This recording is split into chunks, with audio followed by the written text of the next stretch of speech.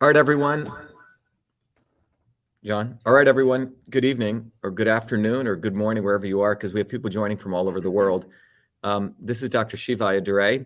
We're in Cambridge, Massachusetts. We have a wonderful group of people who've shown up on a Saturday 2 p.m. to support some very important announcements that we're going to make concerning the U.S. Senate run in Massachusetts in 2024. And we're also going to talk about the presidential election in 2024 in the context of all of that. The main announcement we're going to make, and we'll get into deeper into this, is that we are running for the United States Senate against a woman by the name of Elizabeth Warren. In 2018, we ran against her, a very powerful independent campaign, and our slogan was "Only the real Indian can defeat the fake Indian." And it caught people in a very powerful way because that campaign was really about the integrity of an individual who has no integrity. And then we ran, many of you know, in 2020, where it was this movement that exposed the fundamental issues of the United States election systems. We exposed fundamental issues about ballot images being destroyed. We were considered the experts in the world on this. We were then brought in to help in Arizona. Before the Republican right wing heisted all of our data and used it to make $500 million, grifting off of it. But the fundamental issues of US election systems have still not been addressed, which are signature verification issues, chain of custody, and the deletion of ballot images. As many of you know, it was our historic election powered by amazing people, bottoms up, the citizens of Massachusetts, nearly 3,000 people who came out. We raised close to $2 million in a primary United States Senate campaign, which is unheard of, against a candidate that the Republican GOP party threw against us. Instead of embracing me, an immigrant, an American who has done more to support innovation, research, education in Massachusetts than any candidate that the GOP or the Democrats could find against us. And instead, what they did was they betrayed the people of Massachusetts. They found some idiot to run against us. This idiot maybe had one lawn sign up. We had close to 25,000 lawn signs, 10,000 bumper stickers, and many of you know. And many of you are out there collecting all the signatures in the midst of COVID. We collected all 20,000 signatures. The guy running against us had made a bunch of excuses to get the state to change the law so he could only collect 5,000 signatures, okay? But in the midst of that election, everyone on the ground knew that we won that election. The night before the election, the story was Dr. Shiva is going to win on a landslide. On September 1st, 2020, what did we discover? We discovered that in the hand-counted paper ballot county of Franklin County, we win by 10 points, and every other county is 60-40, 60-40, 60-40, 60-40, 60-40, 60-40 to a candidate no one even knew.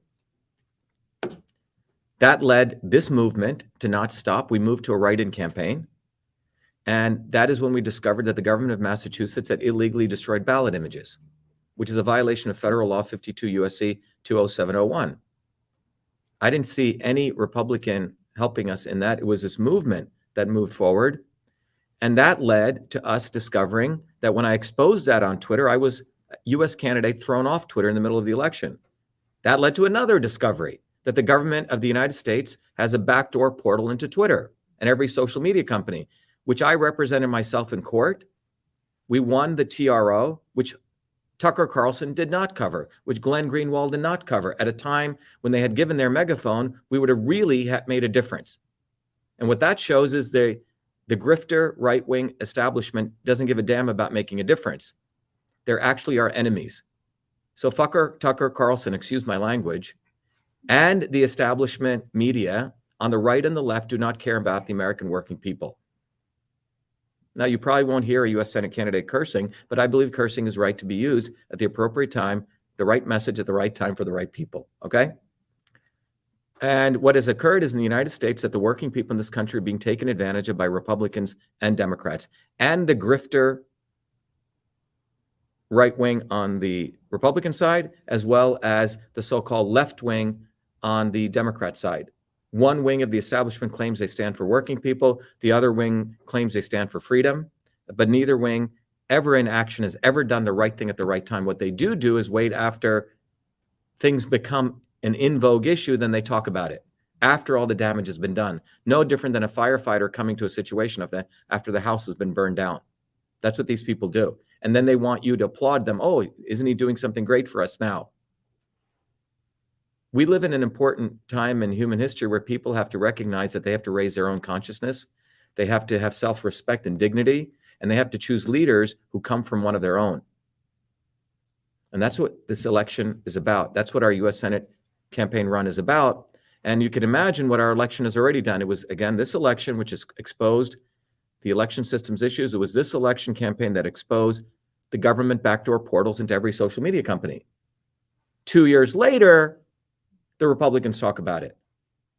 After the damage, and they're fundraising off of it. It was our campaign which did the Fire Fauci campaign, and took 125,000 signatures to Washington. Trump did nothing. A year and a half later, Rand Paul, the so-called, liberal, libertarian, whatever, right-winger, then used Fire Fauci to raise donation money. He wasn't there in 2020 when you could have made a difference.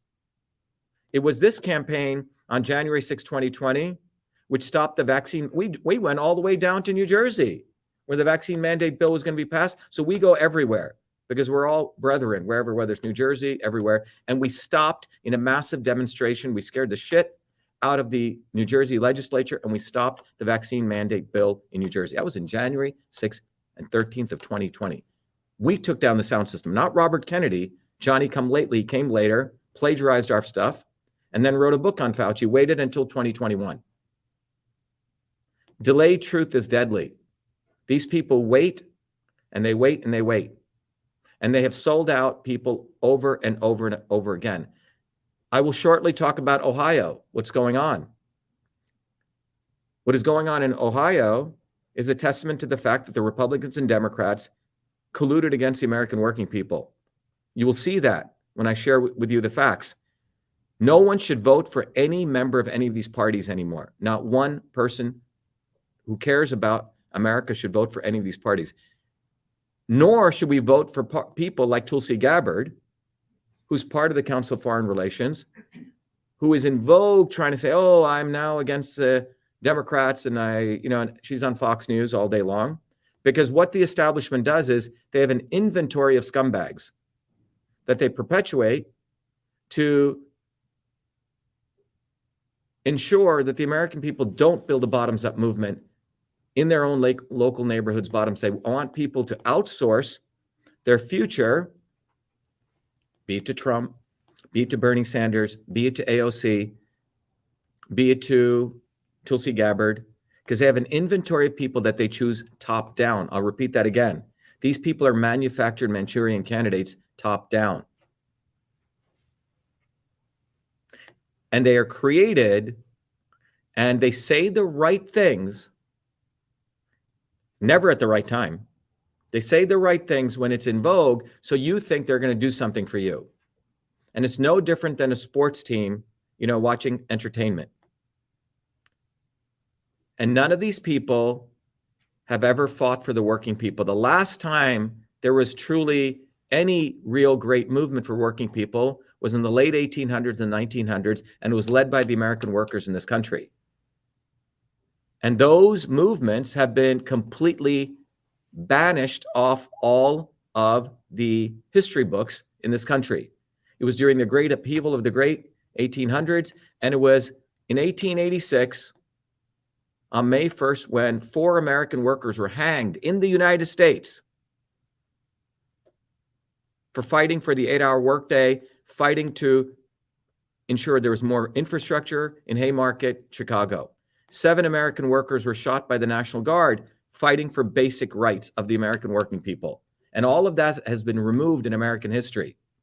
And in commemoration of those workers' fights, every worker throughout the world called it May Day. And when those movements grew, and if you are a basic American worker today, during the 1900s to 1970, as the GDP of this country grew from the hard work of the American working people, so did the wages of all people. And why did that occur? Because those movements of the late 1800s and 1900s were powerful movements that put the fear of God into the elites. And what the establishment of left and right has been doing since that day has been to ensure that the American working people do not build independent movements. So what did they do? And this is what they did, and it was engineered. In 1950, a guy called McCarthy came out of Wisconsin. He called all of these movements Marxists, communists. Ooh, Red Scare. So if you were a worker and you were organizing bottoms up, you were branded as a communist. And then they ensured that the left Democrats took over all these. There was a time when there was truly bottoms up unions. And they ensured that the Democrats' bosses took over all the unions. So by 1970, what took place in this country was that they destroyed the concept of working people organizing bottoms up. So let me repeat again. It was the American workers that inspired working people to rise up all over the world, in places like India, in places like Ireland, places like Africa, all over the world, including in places like Russia. And it was a deliberate effort of the elites in this country, left and right, to brand every movement a Red Scare communist movement. So when you say working people unite, oh my God, ooh, that's Marx. Bullshit. Karl Marx does not own that term. That was heralded long before Karl Marx. So they've done a deliberate effort to call anytime working people want to unite, that's Marxist communist. And then the so-called liberal Democrats took over these workers' movements. And what we must understand is, what is the definition of a worker? What is the definition of a worker?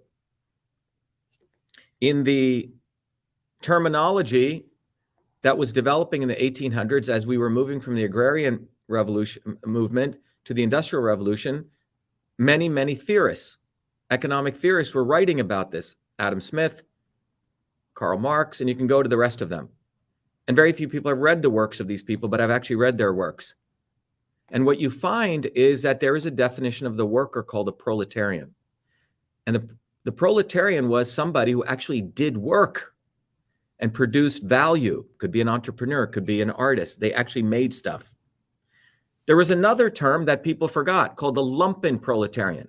People who did not work, people who stole, people who were criminals, people who lived off welfare, off the state. Lumpen proletariat, write that down, lumpen proletariat. And what occurred was the Democratic Party, in collusion with the Republicans, defined worker not to the actual proletarian, but to the lumpen proletarian. Bernie Sanders is such an individual. The guy has never worked a day in his life. And yet he says, I'm for the worker. And they call themselves democratic socialists. And people call themselves Marxists. So the right wing and the left wing have created this theater. And they have the top-down Democrats claiming they represent workers when they actually represent the lumpen proletariat. You following what I'm saying? You got to get this, because this is the bamboozling that's taken place. So you have a lot of young people, a lot of Democrats saying, ooh, Bernie Sanders will protect me. Bullshit. He wants to make sure no one works and still gets the fruits of labor. Even the so-called Marxists and Leninists, like Lenin said, he who shall not work shall not be fed. They quoted the Bible, Thessalonians. That has been forgotten. So they've replaced it. They've manufactured the concept of a bogus worker, and the left owns that narrative. And the right claims they're for, business and market forces, right? We want capitalism. Yet the right wing ensures that there's monopoly capitalism. 4 major media companies control everything. 3 major social media companies control. So they're about consolidating power and value to a few. You follow what I'm saying? And so they have both, on the left and the right, they cut the legs off the workers, saying you shouldn't rise up. Outsource your rising up to these politicians. And during this process, massive transfer of wealth has taken place in the United States. Let me give you the numbers so you appreciate what's occurred in the midst of all this bullshit theater. During 1900 to 1970, again, let me repeat, the GDP grew, everyone's wealth grew. That was what incentivized many immigrants like my parents and myself. I was 7 years old to come to the United States. Wow, America's a great country. You had really good public school systems before the Department of Education came in. This was a place you could come and you could grow your businesses. It was very vibrant. But after 1970 was a consolidation of power by the left and the right. between 1970 to today, there has been a decay in US people's wages, in fact, downward slope. And it was heightened by the pandemic, where 600 billionaires increased their wealth by $2.3 trillion. Elon Musk increased his wealth by 1,000% to 270 billion. He's not a hero.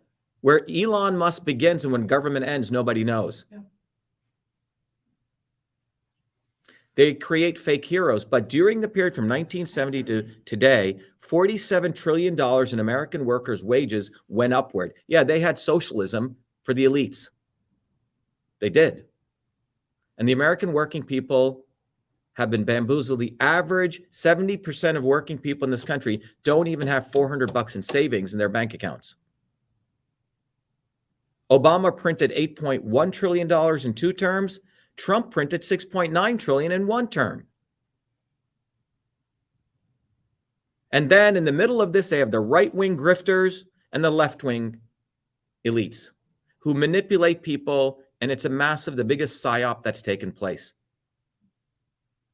But our movement for truth, freedom, and health exists.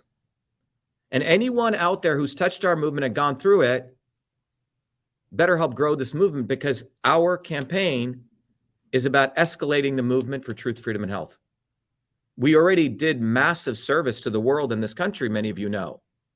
Again, it was this movement that educated people on why natural immunity is better than artificial immunity. In 2019 and 2020, we saved many people's lives.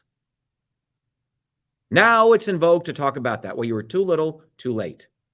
It was this movement, again, that exposed Fauci. It was this movement that exposed election systems issues. And it was this movement that was the first to talk about and expose the backdoor portals into Twitter, which Elon Musk still had not addressed.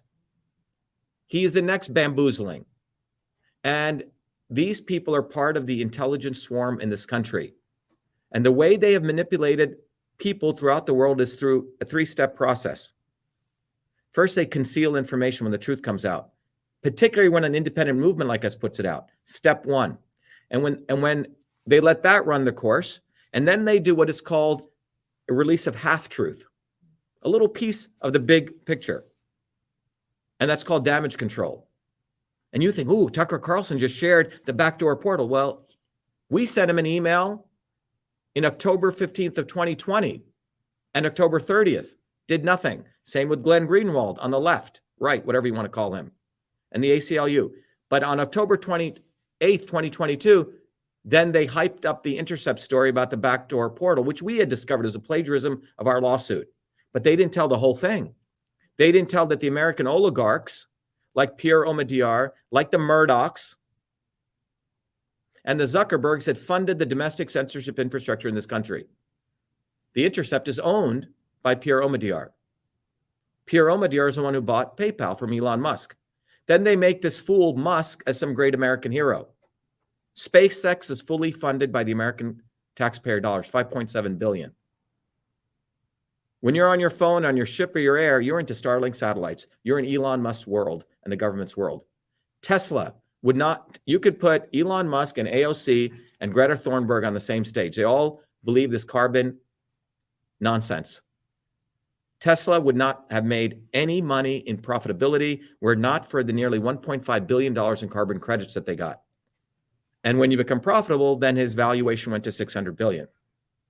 Tesla is dependent on the government. Twitter is dependent on Section 230 immunity for its valuation as a $50 billion company. Section 230 immunity means that no one can sue Twitter. And that comes at a big cost, which means you will have the government have a backdoor portal into Twitter. Elon Musk knows exactly what he's doing. And it is our movement which called him out. We always tell the truth. The good news is this. For the last 2 years, over 200 million to 300 million people all over the world have seen our videos. They know our movement exists, and they know the truth. Historically, what happens is the left wing and the right wing manipulate people.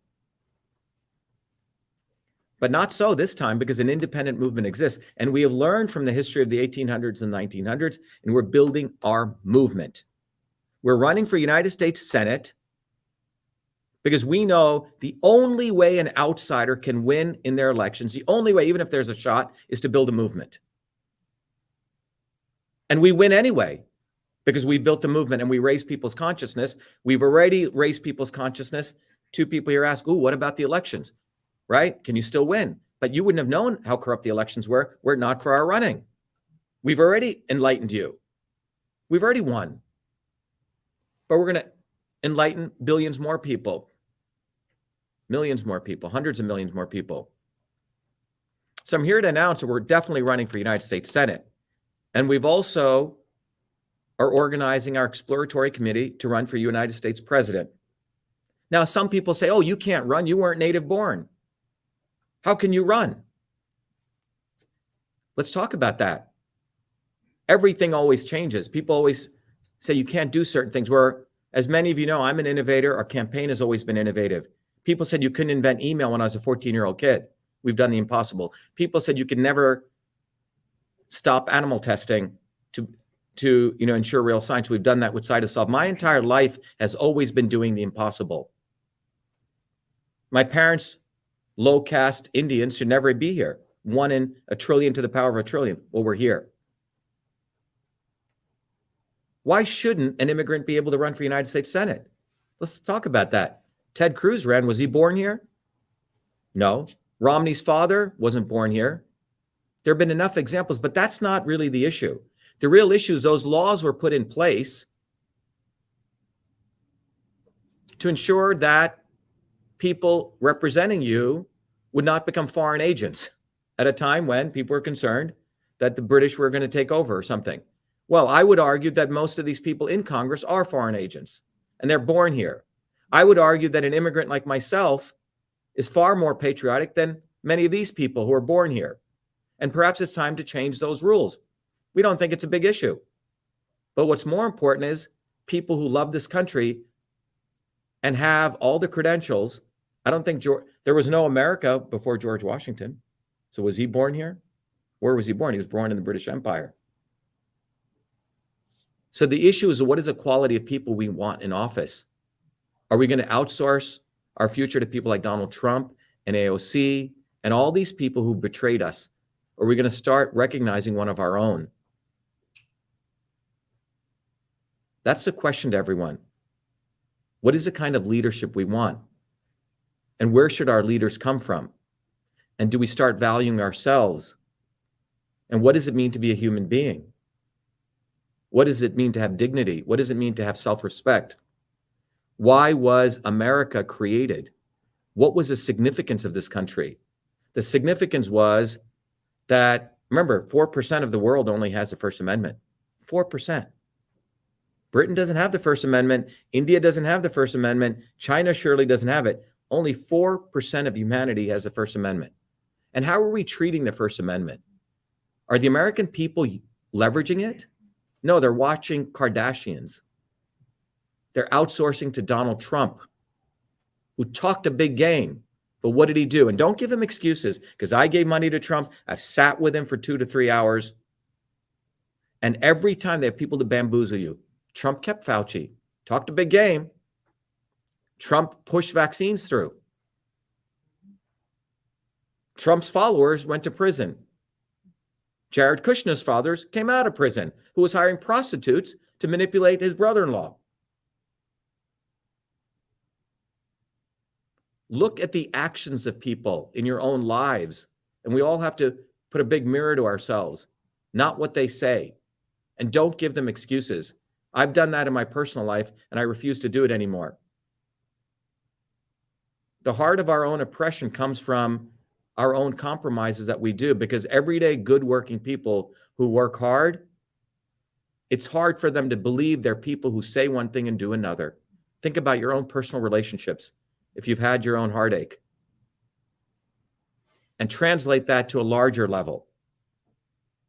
Why do we hardworking people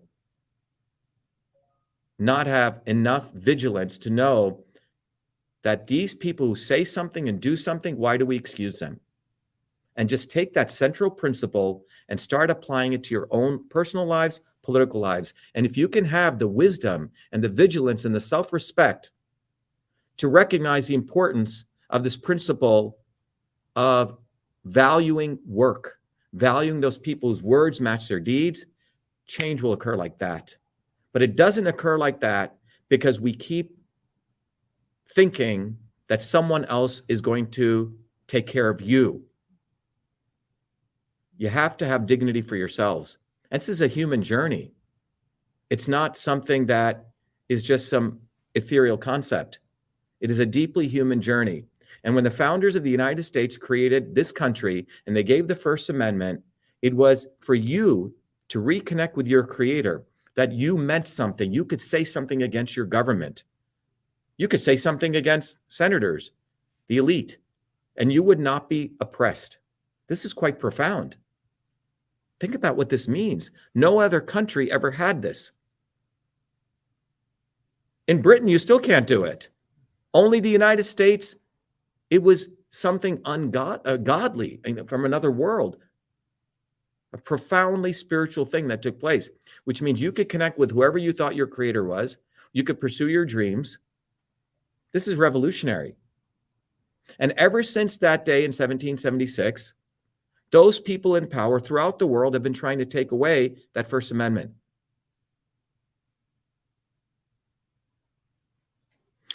Clawing it back.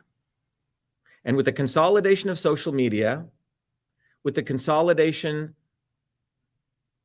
of Silicon Valley and Congress working together, Democrat and Republican have sold out the American people. What is the First Amendment? What does the First Amendment say?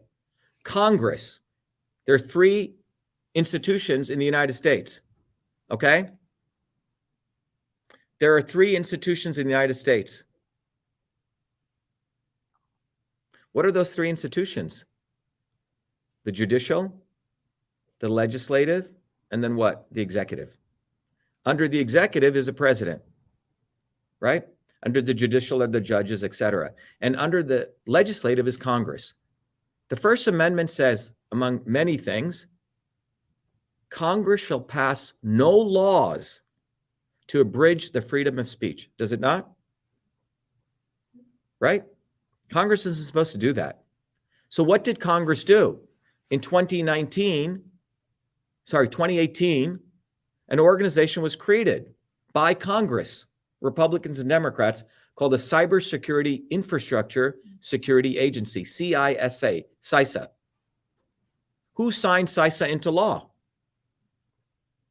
Anyone? Trump, thank you.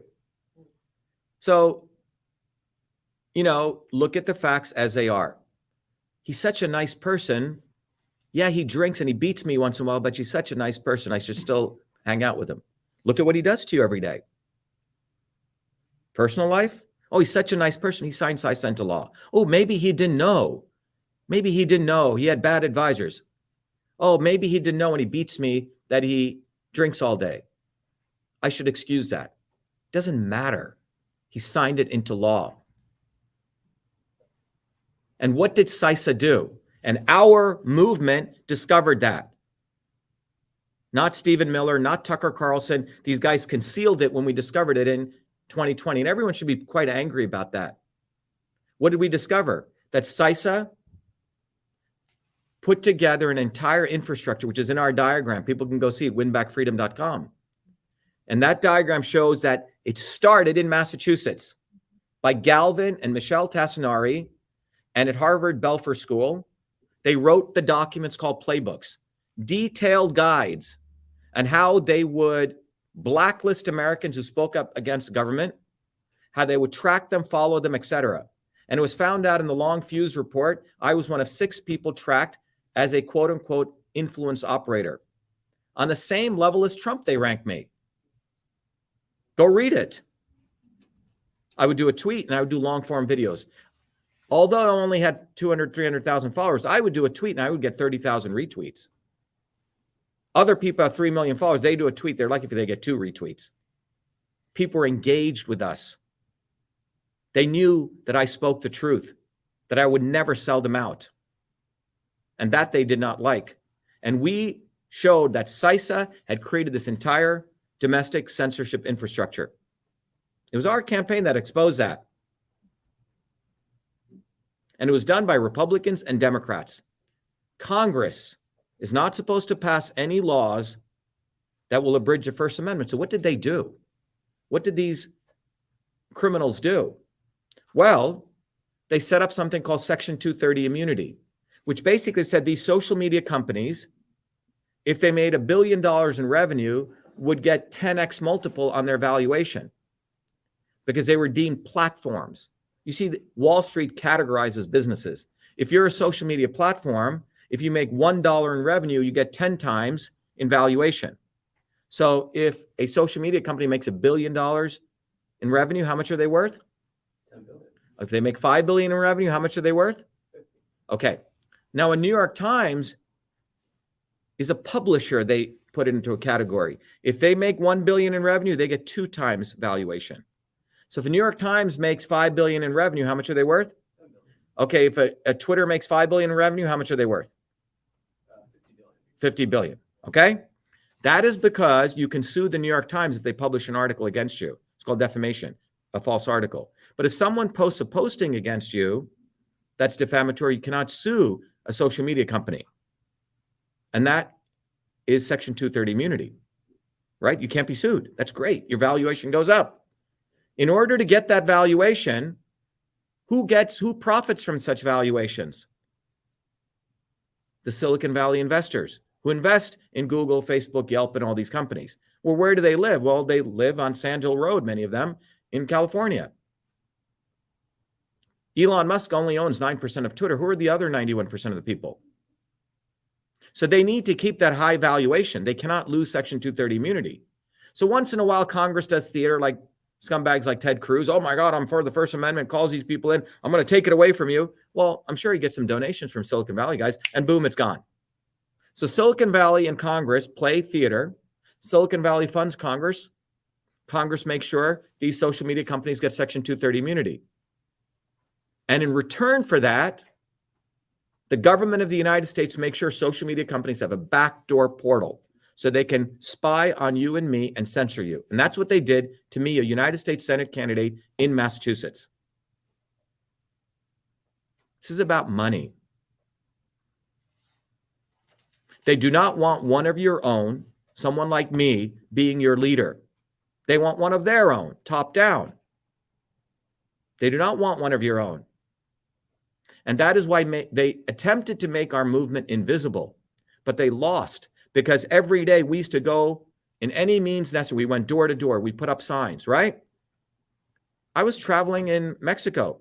Everyone in the airport said, I saw your video. I saw your videos. I was driving through when I went to India, through Dubai. Random people from all over the country, world would say, we saw what they did to you in Massachusetts. We got the word out. Whether Tucker Carlson did or not, or whether CNN did, we got it out. And everyone should see that as a victory. And they will never support independent movements. The reason Tucker Carlson did not cover our lawsuit, because we're independent. He can't grift off of it. They want to suppress independent movements and their successes. You guys following what I'm saying? If I was part of one of the wings, we would have been out there. Ooh, because they could have made money off of us. And look at what occurred with our censorship lawsuit. We won, we exposed it. The judge wanted to put me back on Twitter, but then he wanted me to drop all the claims against the government. I refused to do that. Then he wanted to censor me, sue me, and he thought he was going to break me. Then he sealed our lawsuit. Alex Berenson struck a deal with government. I didn't do that. So in me, you have a real fighter. And I've been fighting bottoms up since the age of 17 and long before that. So why shouldn't a guy like me run for president? Was I born here? No, but so what? Let's change those rules. Maybe some of these people who are born here who are foreign agents should be thrown in jail. John Boehner is a lobbyist for China.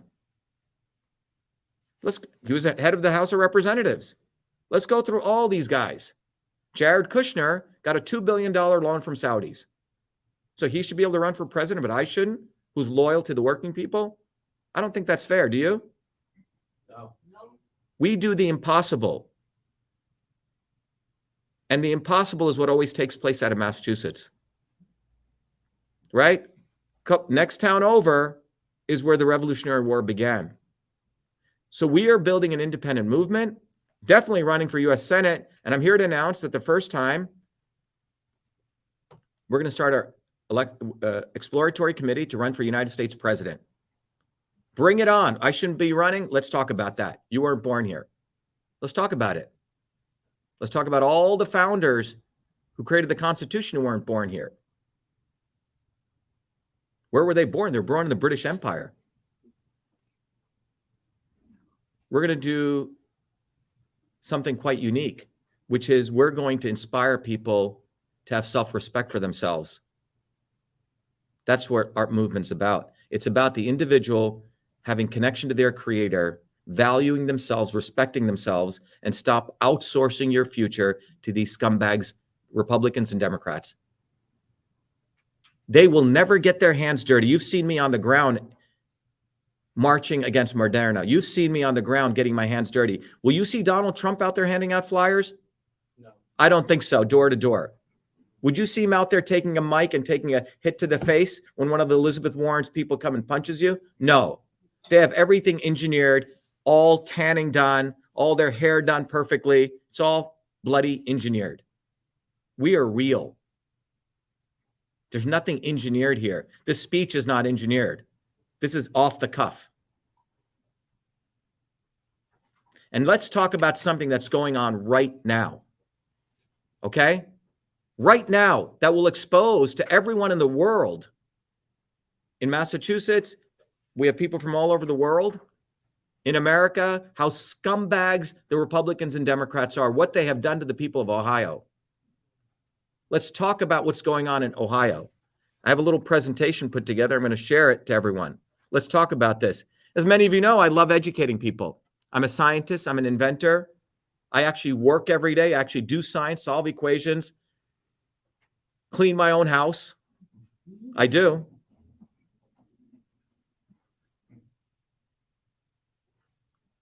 Educate people, take young people in, have to do the work their educational institutions didn't do. Have to slap them upside the head. Their parents don't do that anymore. And we make good human beings. That's what our movement does. We raise people's consciousness. But let's talk about what's going on in Ohio. And number one, first of all, there's vinyl chloride among many things that's being spewing out of this. What is vinyl chloride? You know, vinyl chloride, we went through using the technology that I created, which we've essentially do as a service to the world. We went through 1,158 research articles, 5 clinical trials over the last 63 years. Will any other politician do something like this? Will any other politician actually do science? No. Do they even know what science is? No. Okay, so why are we voting for them? What about George Washington? He was a surveyor. What about Jefferson? These people are scientists. Why are we voting for scumbags who have no skills? Why? Everyone here works for a living. Am I right? Yes. So why do you elect people who don't work for a living? Because you have to start respecting yourselves. Respect labor, hard work. So we went through all these articles and we ran it through Cytosolve. We know that year over year, pharmaceuticals spending more and more money on R&D and they're finding less and less drugs, right? This is why they needed the vaccine. And I've talked about this for years. They needed the vaccine. Pfizer's revenue was dropping like this, 65 billion to 45 billion. Now it's increased 80 to 100. Thank you, Donald J. Trump. You were in office. Donald Trump was given $1 million by Pfizer for his inauguration committee. So was Biden. They didn't say, oh my God, I can't take this money. They took it. Okay. Now, let me talk to you about what's going on here. What is vinyl chloride that's spewing out of there? Okay. First of all, it's a colorless gas. It has if you take carbon, it's 2 carbon bonds, double bonds, hydrogen, hydrogen, hydrogen, and chlorine, right? So if you put carbon, carbon, it's a chemical, okay? C2H3Cl, 2 carbons, 3 hydrogens, 1 chlorine atom. Got it? It's highly flammable. It's explosive gas. It's about faint and sweet odor. And the odor threshold is about 3,000 parts per million in air when you start feeling it, okay? It's a monomer. okay? And it's used for making PVC, plastic, PVC pipes. Has any politician explained to you what vinyl chloride is? Okay, well, you learned that. Let's continue. John, everyone can see this on Zoom elsewhere? Yep. Okay. Now, it should be confined under high pressure in special containers. It should be stored in a cool, dry, well ventilated location, separate from oxidizing materials and things that could accelerate it. Some facts about it. What's a boiling point of water? 212. Okay, what's a boiling point of vinyl chloride? 7.9 degrees Fahrenheit. 7 degrees, 8 degrees Fahrenheit. Okay, what's the freezing point of it? Negative 244 degrees Fahrenheit. Specific gravity of it is 68, it's 0.91 in liquid. The vapor pressure is around 2,530 millimeters of mercury. The vapor density is 2.16. I'm telling you these because I know physical chemistry and I want other people to know that these parameters matter. And we should educate our youth on what these mean. They know more about who freaking won the Super Bowl than or all these other interesting facts, or what XYZ celebrities varying versus what's in their environment. And I think we should start educating people. Okay? It's highly flammable, explosive gas. How is it made? Anyone know how vinyl chloride's made? So I have a very nice chart here, and for those of you in the room, I explained it to you. It goes down a process. There's two methods to make vinyl chloride. One is you take ethylene and chlorine, okay? And that's the raw materials, ethylene and chlorine. And it goes through a process called chlorination or oxychlorination or direct chlorination, and that forms vinyl chloride. The other method is you start off with a different molecule as a raw material, ethylene chloride, and acetyl HCl, hydrochloric acid. And that goes through a process called cracking, oxychlorination, or hydrochlorination. So you have two ways to create vinyl chloride, okay? But it starts with these raw materials. And it's used everywhere, It's used in medical, it's used in tensile roofs, it's used in flooring, right? It's used for windows, it's used for pipes, for packaging, even around vitamins, okay? It's used for cables, it's used for leisure, the rafts that you make, it's used everywhere. So vinyl chloride shows up everywhere in our lives. And there are three routes to exposure. One is you can inhale it, right? It's in the air, you inhale it. It affects your liver health, and you can ingest it, okay? So 3 ways. And its primary route of exposure is through inhalation. And it's readily absorbed from the lungs, and it's undetected by the nose until you achieve 3,000 parts per million. So you could have it in this room right now, but you won't notice it until it hits a density of 3,000 parts per million. And it can start, so the exposure can start long before it's actually detectable. All right. What does it do when you inhale it? It irritates your respiratory tract. And about 8,000 parts per million, it'll cause dizziness. And at concentrations of 20,000 parts per million, it'll cause drowsiness, loss of concentration, visual and auditory abnormalities, disorientation, nausea, headache, burning, tingling of the extremities. And acute exposure will lead to loss of consciousness and it'll stop your blood from clotting. Okay. You could also get it exposed, not breathing, but into your skin and the eyes. And what happens then? The direct skin contact with the compressed air can cause frostbite-like injuries. And its systemic absorption is negligible, and the direct exposure can cause localized burns, conjunctivitis, and it can irritate your cornea. That's when it comes through your eyes, okay? And the skin. You can also ingest it. You accidentally eat it on something, right? It dumps on something. And it's likely, now this is unlikely because it's a gas, okay? But it's acute toxicity is unlikely, okay? Now, let me talk about the adverse effects of chronic vinyl chlorine exposure. And this is all the research I did for you guys for today. These are the non-cancerous effects. We're going to get into the cancerous. First of all, it's caused liver damage. The liver is the most important detoxifying organ in your body. It can cause central nervous system damage, dizziness, drowsiness, fatigue, headache, visual and hearing disturbances, memory loss, sleep disturbances, kidney disease, sterilize you for men, birth defects, and miscarriages. These are the non-cancerous effects of vinyl chloride. These are the cancerous adverse effects, okay? It's a group A, which is the highest level of a human carcinogen, and the causal association has been established, which means they know definitively that vinyl, it's not like, well, maybe, no, it definitively causes cancer. It's been shown to cause angiocarcinoma, that's a rare form of liver cancer, breast cancer, brain cancer, and lung cancer. Okay? How does it work? I have a diagram here that I'm showing you the mechanisms. We want people to understand this now, right? So what does it do? If you take a liver cell in your liver, the vinyl chloride goes in, it's very easily absorbed into your liver, and there is an enzyme that you have inside your liver called cytochrome P450.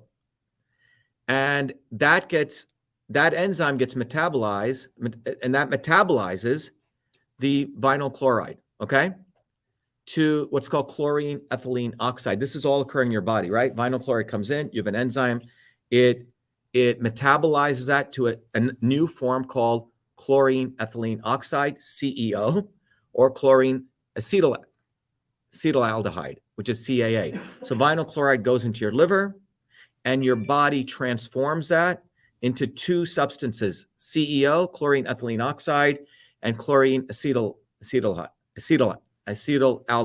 CAA. And what do these do? Well, these are what are called highly reactive inside your body. And then they readily react with your DNA. They go through your nucleus into your, so if here's a cell, a liver cell, the vinyl chloride goes in, CEO and CAA are created, they cross the nuclear membrane, they hit your DNA, and they cause DNA damage leading to mutations. And the accumulation of these mutations leads to liver cancer. Everyone following me? Pretty deadly, right? And we transport this on railways in the United States. So if you're transporting this in the United States and you care for the working people of this country, wouldn't you want the railway systems to be safe? Yes. You'd be very concerned, right? So you know the dangers of this chemical. All right. So there was a serious attack on freedom in this country because this entire tragedy was completely avoidable. And I'm going to walk you through now why both Republicans and Democrats are scumbags. And stop voting for any of them. Vote for yourself and let's build a movement. Like we built the movement, but let's grow this movement. And that's why we're running for U.S. Senate. And that's why I'm announcing that we're going to create our exploratory committee to run for U.S. president. So let's now talk about this avoidable tragedy. Now, what happened here?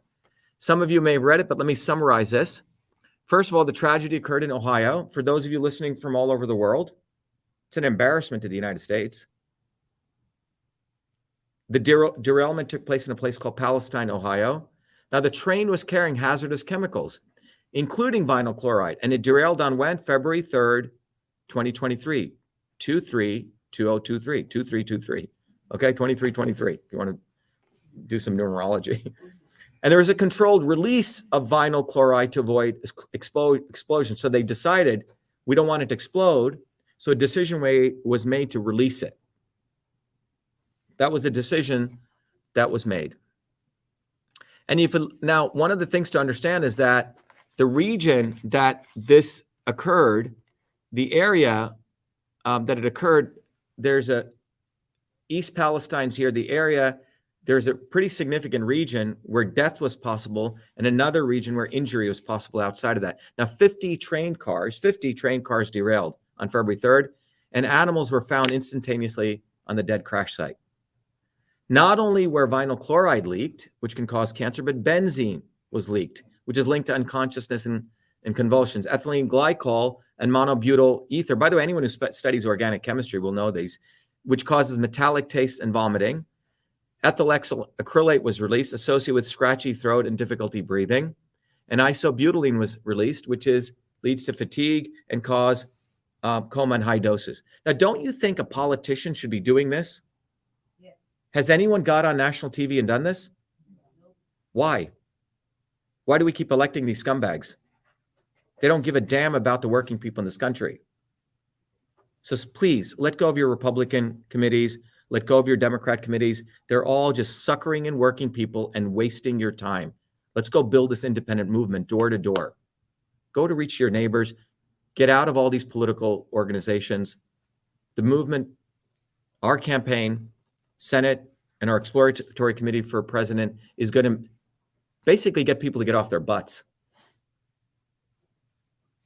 So let's look at this. What occurred here?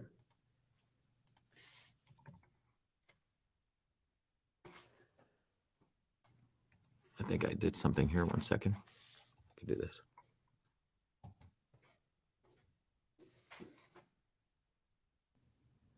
John, can you still see this? I can see it on YouTube. I can see it. Okay. On Zoom. Yeah. Right. So let's talk about what occurred, what the left's and right response was. Pete Buttigieg, that fool, completely was skirting the safety standards. Okay? And you'll see both left wing and right wing did it. Let's go back a couple of months ago. Everyone remember the railroad workers were striking? Do you remember that? Remember the Democratic Party? Were they supposed to be the party of who? The workers. And AOC, the so-called left-wing Marxist. What did she do for the workers? Nothing. No, she said that the workers should not strike, not stand up for their rights. And remember, these workers, they've shortened the number of workers. They completely squeezed the number of workers. One worker sometimes has to be on call for up to 16 hours. And people are complaining like, we don't have enough people. We're staying awake late at nights. There's safety issues here. AOC.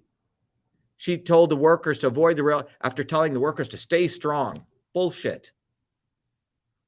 If you were a true Marxist, wouldn't you say strike? Wouldn't you? Workers unite? Is that what they did? No, she told the workers to comply with management. Does that sound like if you were a Marxist? Does it? Well, whatever it is. Was she a communist? No. Communists say workers of the world unite. She's a fascist. She told workers to get in line, support management. It's not even a communist or it's not even a socialist. It's a fascist. They have bamboozled American people with these terms, communists, socialists, Marxists. They bamboozle people because they don't want working people to organize bottoms-up movements. So they brand you when you do that. And then they have fools like AOC telling working people to, to get in alignment, That's what they tell people. All right. Now, let's talk about the right wing's response. So we know the left wing didn't stand up for the workers. What did the right wing do? Okay.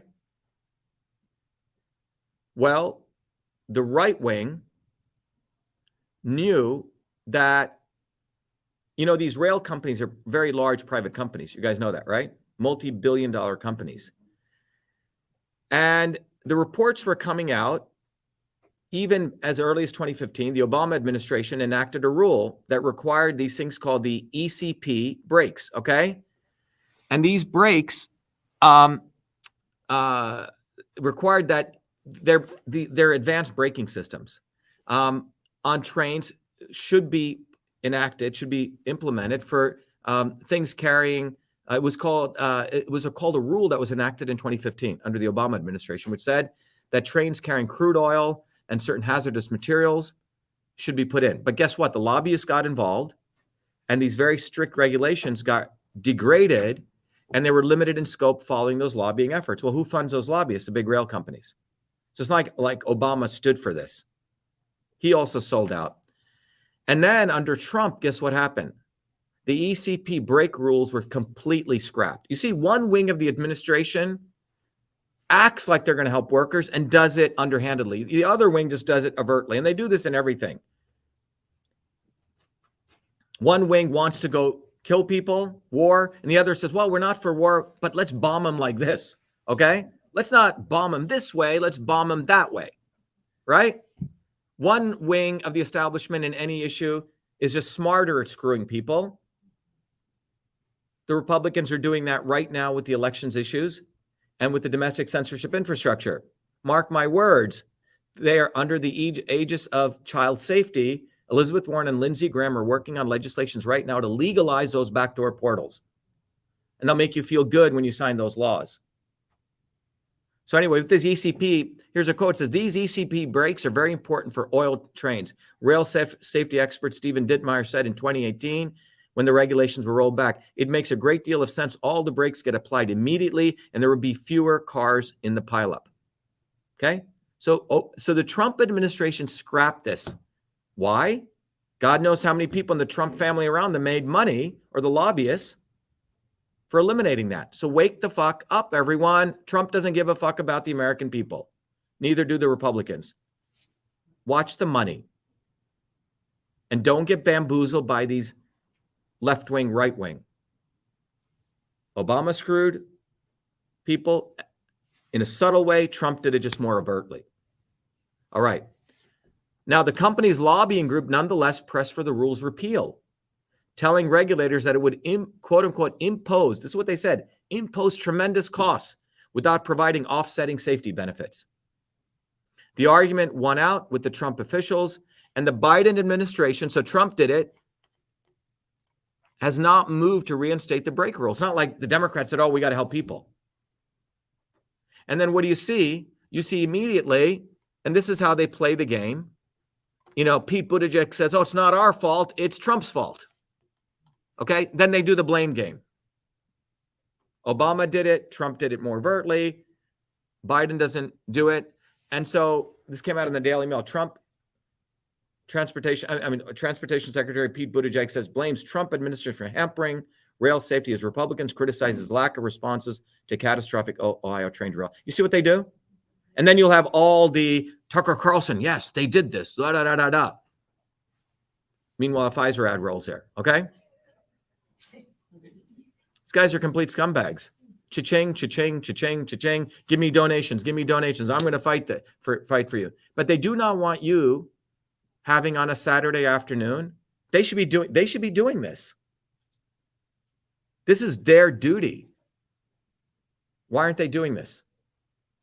Because they don't want to empower you to understand this and go to your neighbors and be true active citizens. They want you to outsource to them and be entertained. And when the Chiefs or the Philadelphia Eagles lose, then everyone's, oh my God, they're shaking trains and knocking over cars and stuff. Ooh, this is a big deal. But when this happens, you don't see anything, do you? Where's the outrage at this? Nothing. Right? That's the way we're training people to be lapdogs, to care more about some stupid guy who throws a ball, or a woman who takes off her clothes and shows a little bit of herself and how attractive she is and gets enough plastic surgery that the average American cannot do make in a lifetime. These are our heroes.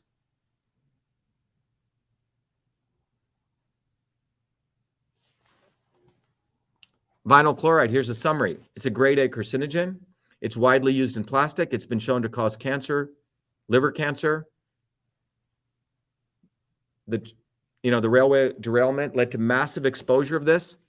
And the vinyl chloride exposure left thousands of people and animals vulnerable to many, many health effects. So those are the facts. Okay? And our movement has just educated you on what's actually taking place. No one else will do it. And what our movement is going to do when we launch our campaign, which is launched, all of you here and all over the world are going to get an opportunity to go door to door, meet your neighbors. And you're going to be able to hand them out a flyer about our campaign. And you're going to be able to invite them every Thursdays where we will educate them on a topic. What is the scientific method?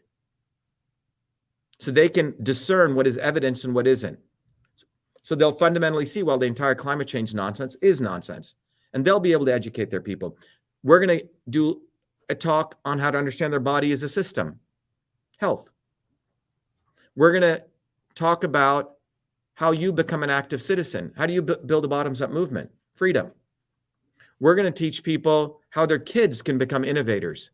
See, we're not going to wait to win an office. You see, all of you are going to become solutionaries as a part of our movement. And every day on our website, we'll be talking about how many people we already changed, how many people we educated. It's not like when I get into office, I'm going to do this. And Trump just did this. Stephen Miller suddenly said, oh my God, I've discovered the backdoor portal, stole our stuff. And then Trump says, yes, when I get elected, I will now change this. Well, you created CISA. You see how these guys work? How many times are we going to allow ourselves to be screwed over by these billionaires and people who don't give a damn about you because they get so much airtime? We're bamboozled to think they're better than you. They're not. Just because they shit in a golden toilet. I've met with Trump, 2-hour-long conversation, after he endorsed a fool in Massachusetts who couldn't get a job. I mean, nothing wrong with Uber drivers. But he promotes himself, this fool who ran in Massachusetts for governor, that he runs a business. We had to get a job as an Uber driver. And that's who Trump endorsed, who was part of doing the election fraud on us. So I asked him, why'd you endorse this guy? He goes, well, I don't know. Well, he's a fucking scumbag. Well, I don't know. Yes, he is. It's a 2-hour conversation with Trump. And then he said, oh, Dr. Shiva, you're great. You've done so much, praising me. But at the end of the day, the Save America campaign by Trump is cha-ching, cha-ching, cha-ching. Carrie Lake had to give him $100,000 to get his endorsement. So all of you Republicans, stop endorsing these people. I gave him money. Frank Licato's on the phone, put up at least 10,000 signs for him. So stop being bamboozled. Have respect for yourself. No one is going to save us. Our campaign is a movement to restore what America was supposed to be about and who we value. We value working people. We value talking to our neighbors. We value educating people door to door to door. And that's what our campaign is going to do. You're going to have the experience of knocking on someone's door. You're going to have the experience of handing out a flyer and looking at someone and having a conversation with them. And it's going to be beyond left and right. On every issue, our campaign is going to educate people. There's a left-wing bullshit view and the right-wing view, and then there's the truth. When people say there's two sides to every story, yeah, there's the left wing and the right wing, then there's the truth. The truth is that it's not about pro-vax, anti-vax. The issue is you need to boost your natural immunity to become a resilient body. You see? You can't be if you look at, we did a major educational event on this. When you look at the gun issue, when you look at it's not about having guns or not having guns. The number one reason gun violence takes place is because of income inequality, period. The Democrats don't want to address this. The Republicans don't want to address this. It's not about owning guns. It's a fundamental issue, but no one wants to talk about that. And we have the science on that. You take every one of these issues that they break, the election systems issue. I know Mike Lindell. I've hung out with him. He just wants to sell fucking pillows and be on Jimmy Kimmel. It's not China. It's a fact in our own country that the signature verification system is broken. It's a fundamental issue with chain of custody. If we could access ballot images, we could expose a fraud. They deleted them in Massachusetts. Let's talk about the real issues that we can solve. So they stole our stuff, concealed our stuff, manipulated our stuff, and made money. Our hard work. Trump made $500 million off our hard work. Where did all that money go? Off my hard work. While I'm running my companies, while trying to rent out my building, all of that. John Medlar will tell you, day and night, maybe I got 3 doing those reports, which changed this country's understanding. We are the real heroes. And it's time people start valuing the real heroes, no matter what color they come from, and let go of all this bullshit brainwashing that the left and the right media has done to you. And our movement, the most important thing is we exist, and we are going to go into phase 2 now. Phase 1 was extraordinarily successful, right? Everyone knows about Dr.SHIVA. They really do. And that's what scares them. What most importantly scares them is we're independent of both parties. We call out Tucker Carlson, we call out AOC, we call out Trump, we call out all these people. Why do we call them out? Do I enjoy doing the dirty work? Because we lose followers on, oh my God, he's calling out Trump. Oh, 20,000 followers gone. Okay, that's fine. But the people that remain know that we will always tell the truth at the right time. And in closing, remember, the most important thing in life is to say the right thing at the right time to the right people. That is called courage. Alan McDonald, a great engineer who knew the space shuttle could not withstand the low temperatures in 1986, he knew the O-rings. He said, I'm not going to sign off on the launch. He was vilified. He was attacked.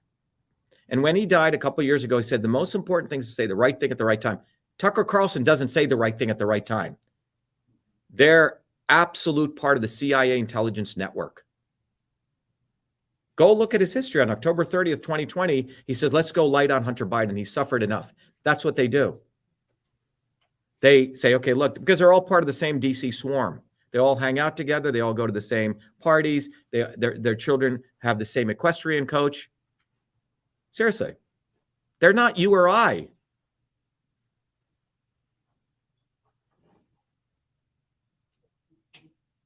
Let's grow a movement. Let us bring dignity to people's lives. That is what this country was built on. And only our movement can do that. Because everyone else is playing this bullshit game. And in fact, they're finding other Indians to run against me. They're finding a lot of brown-skinned guys. Have you seen that lately? Yeah. Have you seen that? Yeah. It is not accidental. They're figuring out these other brownies who will play the game. It is not accidental. They know this image and our movement is getting out there, and they have to dilute it with these wannabes. This guy, Vivek Ramaswamy, Yale, Harvard guy, talks a big game. He's on the right-wing bullshitter. Literally steals our stuff. But guess what? Our movement exists. People throughout the world know it. You saw people from all over the world here. So before I take questions, to let everyone know, we're not walking away.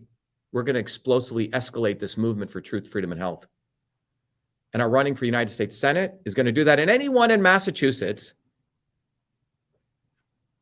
just remember in Massachusetts, and this is generally true, only 10% of the people in Massachusetts are quote unquote Republicans. The other 35% are quote unquote Democrats. The 65% in Massachusetts are registered independents. They've already figured this out. And that's about 2.7 million people. And there's another 2.7 million people who don't even bother to vote, even though they're registered to vote. What does that tell you? Is this a Republican or Democrat state? No. It's a state of people of dark matter, people who know that a bunch of bullshitters are there. The amount of effort it takes for these people to win elections is to make sure outsiders never come in. So rebel against your Democrat parties, rebel against your Republican parties. In 2023, we have to go scorched earth on all these guys. Got to burn them to the ground. They're scumbags. They're racists. Real racists. And it's time that white Americans start using that term, white working class people. And I'll tell you why. The left doesn't want you to use the word racist. Let me tell you who the biggest racists are. They're the white liberal elites. Because what they have done is they've come up with a term called white supremacy. And when in fact they are the white supremacists. It's no different when the US government calls some poor people fighting for their rights in some other country terrorists. And then if those people should use the word terrorism and call the United States government, the elites, the military industrial complex terrorists. Same way what they've done, and I want to talk about racism because we have not had a real discourse in this country about racism. White working people, typically conservatives, have been told to not talk about the word racism. So you know what's happened? The liberal elites have taken over that word. And let me tell you now, I'm going to tell you the punchline, I'll roll back into it and you'll get it. When white working class Americans start calling people like Elizabeth Warren a white supremacist, that's when racism is going to end. Let me explain this. You see, the elites are very, very clever. Do not underestimate their cleverness. So they see everyday working class white people and they see black people, a bunch of other races. They want these people to be fighting against each other. So what they do is they actually have created white supremacy, that all great things must come from quote unquote England, right? Whatever. And we can talk about that. So what they have done is they have manufactured this to make white working people, some aspects, feel better.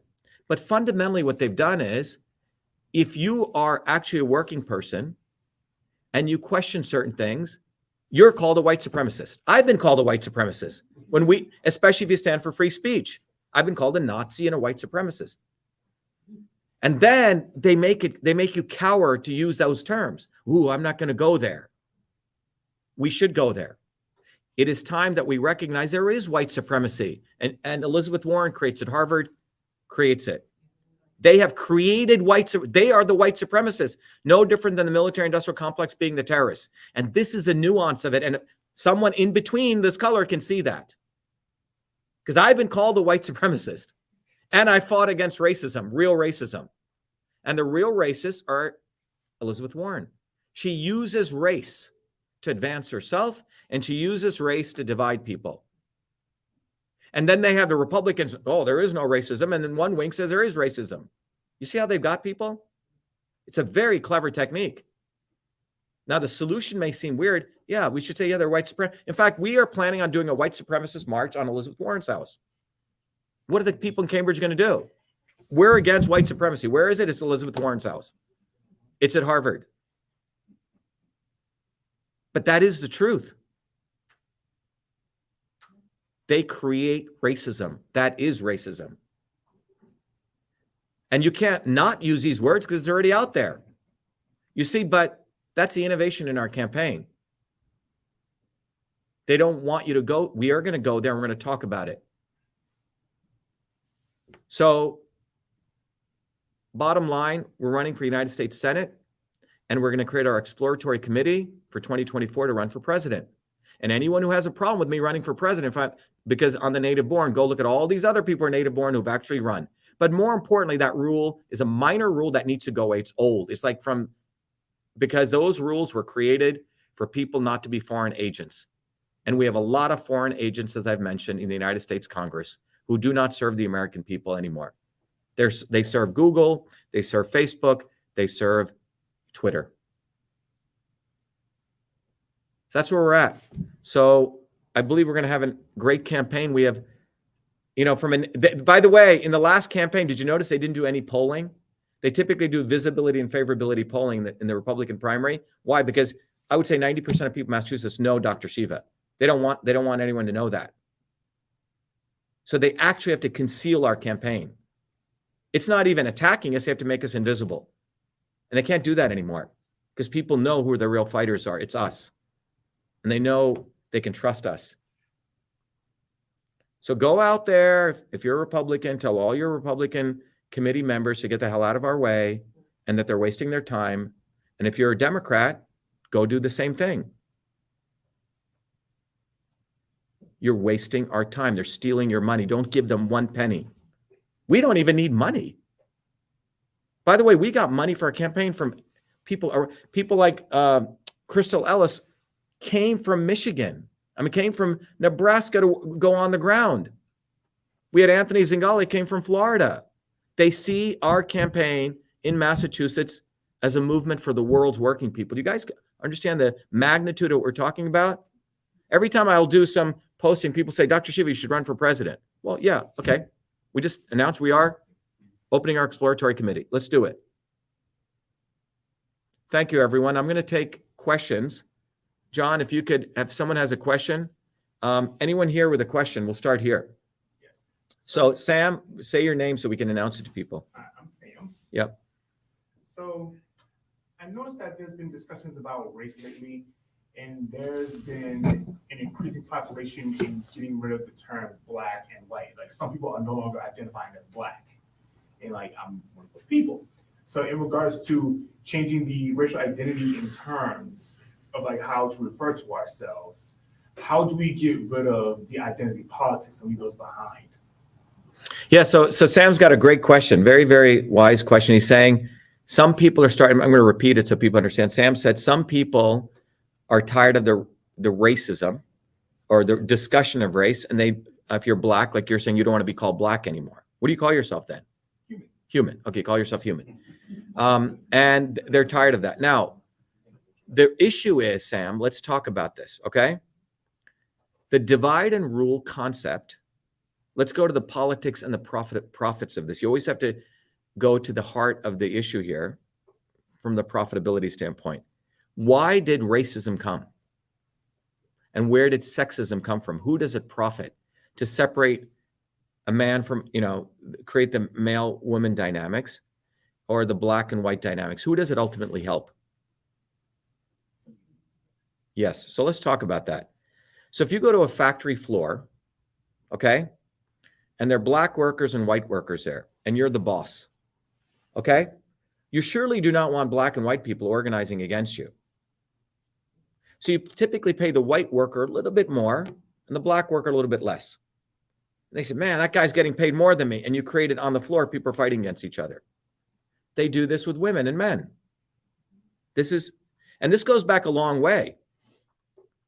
When, in fact, when the white colonists came to the United States, the elites, do you know they purposely had the white settlers afraid of the black slaves and the Native Americans, and then the Native Americans afraid of the black slaves and the white settlers, and they created these dynamics so no one would get together. Because think about it, the white settlers, who were many poor, hardworking people, and the black slaves and the Native Americans were all being subjugated on some level. So they had them all constantly fighting. There's whole essays written on this. How did in India, did the British go there and subjugate more people than them? How did they pull this off? So I know with the Boston Tea Party, much of that tea came from India. Yeah, but what I'm trying to say is dynamically, the concept of dividing and ruling people was a very powerful way to have people fighting amongst each other. If you go look at the history in India, right, you will find out they'll say in the 1600s, they say the French fought the British, in some war in India, trying to gain territory. And then you read it and it says there were 5,000 soldiers on the French and 5,000 on the British side, okay? And then if you read the fine print, it'll say there was only 40 white British soldiers and 40 French. The other 4,960 were Indians. How did that happen? Because they would manipulate one Indian king to give his people against another Indian king, you see? So while we can talk about the color of skin, the issue of division was done so people wouldn't get against their common exploiter, okay? So we need to understand that dynamic. And this is happening in more sophisticated ways today. And there's people who study these dynamics. And that's done at places like Harvard. They actually study this and they model it. They learn the science of how to divide and rule people. It's active. So they don't want a guy like me. So they've created beautiful little silos. If you're an Indian, you must shake your head like this, either work at a 7-Eleven or sit under a tree and meditate. Right? That's the image. If you're a blonde, you must look like this. If you're a white guy from the South, you surely must want to kill black people. Redneck, right? And if you're, and so on, right? They've created these very little, and if you want to be the creator of something great, technology, you must have these glasses, you must have a beard, you must look like a freaking nerd. Now, I know this personally, because when I invented email, I did it before I came to MIT. It wasn't done in the military-industrial complex, and the facts are black and white. You see, so they've created these little image silos, Sam. That's what you have to remember. They have created these imagery to divide people up. So when it comes to the issue of, let's say, racism, right? There is a history of the elites doing this to actively separate people so they don't ever get overthrown. So we have to understand that dynamic, okay? So if we're going to not call yourself black, maybe you want to call yourself human or cat or dog, whatever that, it doesn't matter, right? That doesn't address the fundamental issue, this exploitative behavior. And I'm saying that's still a Band-Aid on the real solution. Today, the average black and Hispanic median income is around 5 to 10,000. White working class incomes were 20 and they're dropping down to 15. So whether you're black or white, you're all being screwed just at different degrees. The average net worth of a black person in Massachusetts is $8. $8 of a white person is 250,000. These dynamics do exist. You can't ignore them. But it is when white working class people and black working class people unite and they discuss these and they say, yes, there is racism. It is to split races. That is my definition. It's not the racism they say, you call me a name. That's just ignorance. Come on. They reduce racism to name calling. Oh, if we're no, don't use the N word. Now you're no longer a racist. Bullshit. The real racists don't use the N words and they do all these policies. The real issue of racism would have been addressed in the civil rights movement if we built infrastructure in inner cities. And that's what the bottoms up movement wanted. They parachuted it in, Martin Luther King. The Kennedys supported him and gave a nice speech. I have a dream. Statues were built for him. And the real bottoms up movement was destroyed. The issues of racism were never addressed. Infrastructure in the inner cities. Instead, we did affirmative action to pit blacks against whites. You see what I mean? They exacerbated one form of racism with another and never addressed the root cause. So yes, there is racism, but it's not the racism the Democrats talk about, and neither is the lack of racism the Republicans talk about. There is a racism, and it's dividing people up, and it's using race for financial gain. That's what she did, Elizabeth Warren. She's a racist. When we used to hand out those cards, right, with the fake Indian real, and people say, oh my God, they'd call me a racist. I said, no, you're a racist. And they all were these little white women who look like Elizabeth Warren liberal elites. And they didn't like that because they've never been called a racist. So we should call these people racists. Please, white people, working class people, call these liberal elites racists. Don't be afraid, because that's what they want you to do. Use their weapon against them because they are the real racists. Racism is dividing people by race. And we need to define the actual definition of racism. You understand, Sam? You can't run away from it. Using race for financial gain is racism. That's racism. Dividing people up and segregating people is quote unquote racism. And our campaign will address that because we have an understanding of this. Other movements don't. They want to just make it left and right. On every issue, they want to make it left and right. I'm not a racist. Yes, you are. I'm not a racist. Yes, you are. What's racism? You called me the N-word. No, that's not racism. That's ignorance. Racism is you pay me less, you pay them more. You allow that idiot, Elizabeth Warren, who says she's a Native American, lies about it, to get into Harvard. And we're the ones who forced her to take that DNA test, not Trump. We did that. Everyone knows that. We sent her the DNA test kit. We sent it to her 3 times. I said, I'll give you my $10 million building. We put up nearly 1,000 signs all over. She couldn't walk away from it. That was a victory. So let's start giving credit to. Does that answer your question, Sam? Yes. There is a racism, and the real racists are Elizabeth Warren. Don't run away from racism. They've checkmated you. And that's what they've done. The Republicans and the Democrats have checkmated the Republican, conservative, working class people or hardworking people, calling them racist. Ooh, let's not talk about racism, because if we do, we're following the Democrats. You see what I'm saying? Very subtle. Next question. Yes. My name is Robin. Hi, Robin. How do you do? Good. It's a pleasure. What can we do to push back against the climate change movement? Okay, so the question is, what can we do to push back against the climate change movement? Our movement is going to do that on the ground, and we've already done that. Back in 2017, if you notice, I did a video which got like 100 million views. It literally, on a whiteboard, I drew out the entire climate change scam and what the Paris Accords was really about. And by the way, Elon Musk is behind all this. You know that, right?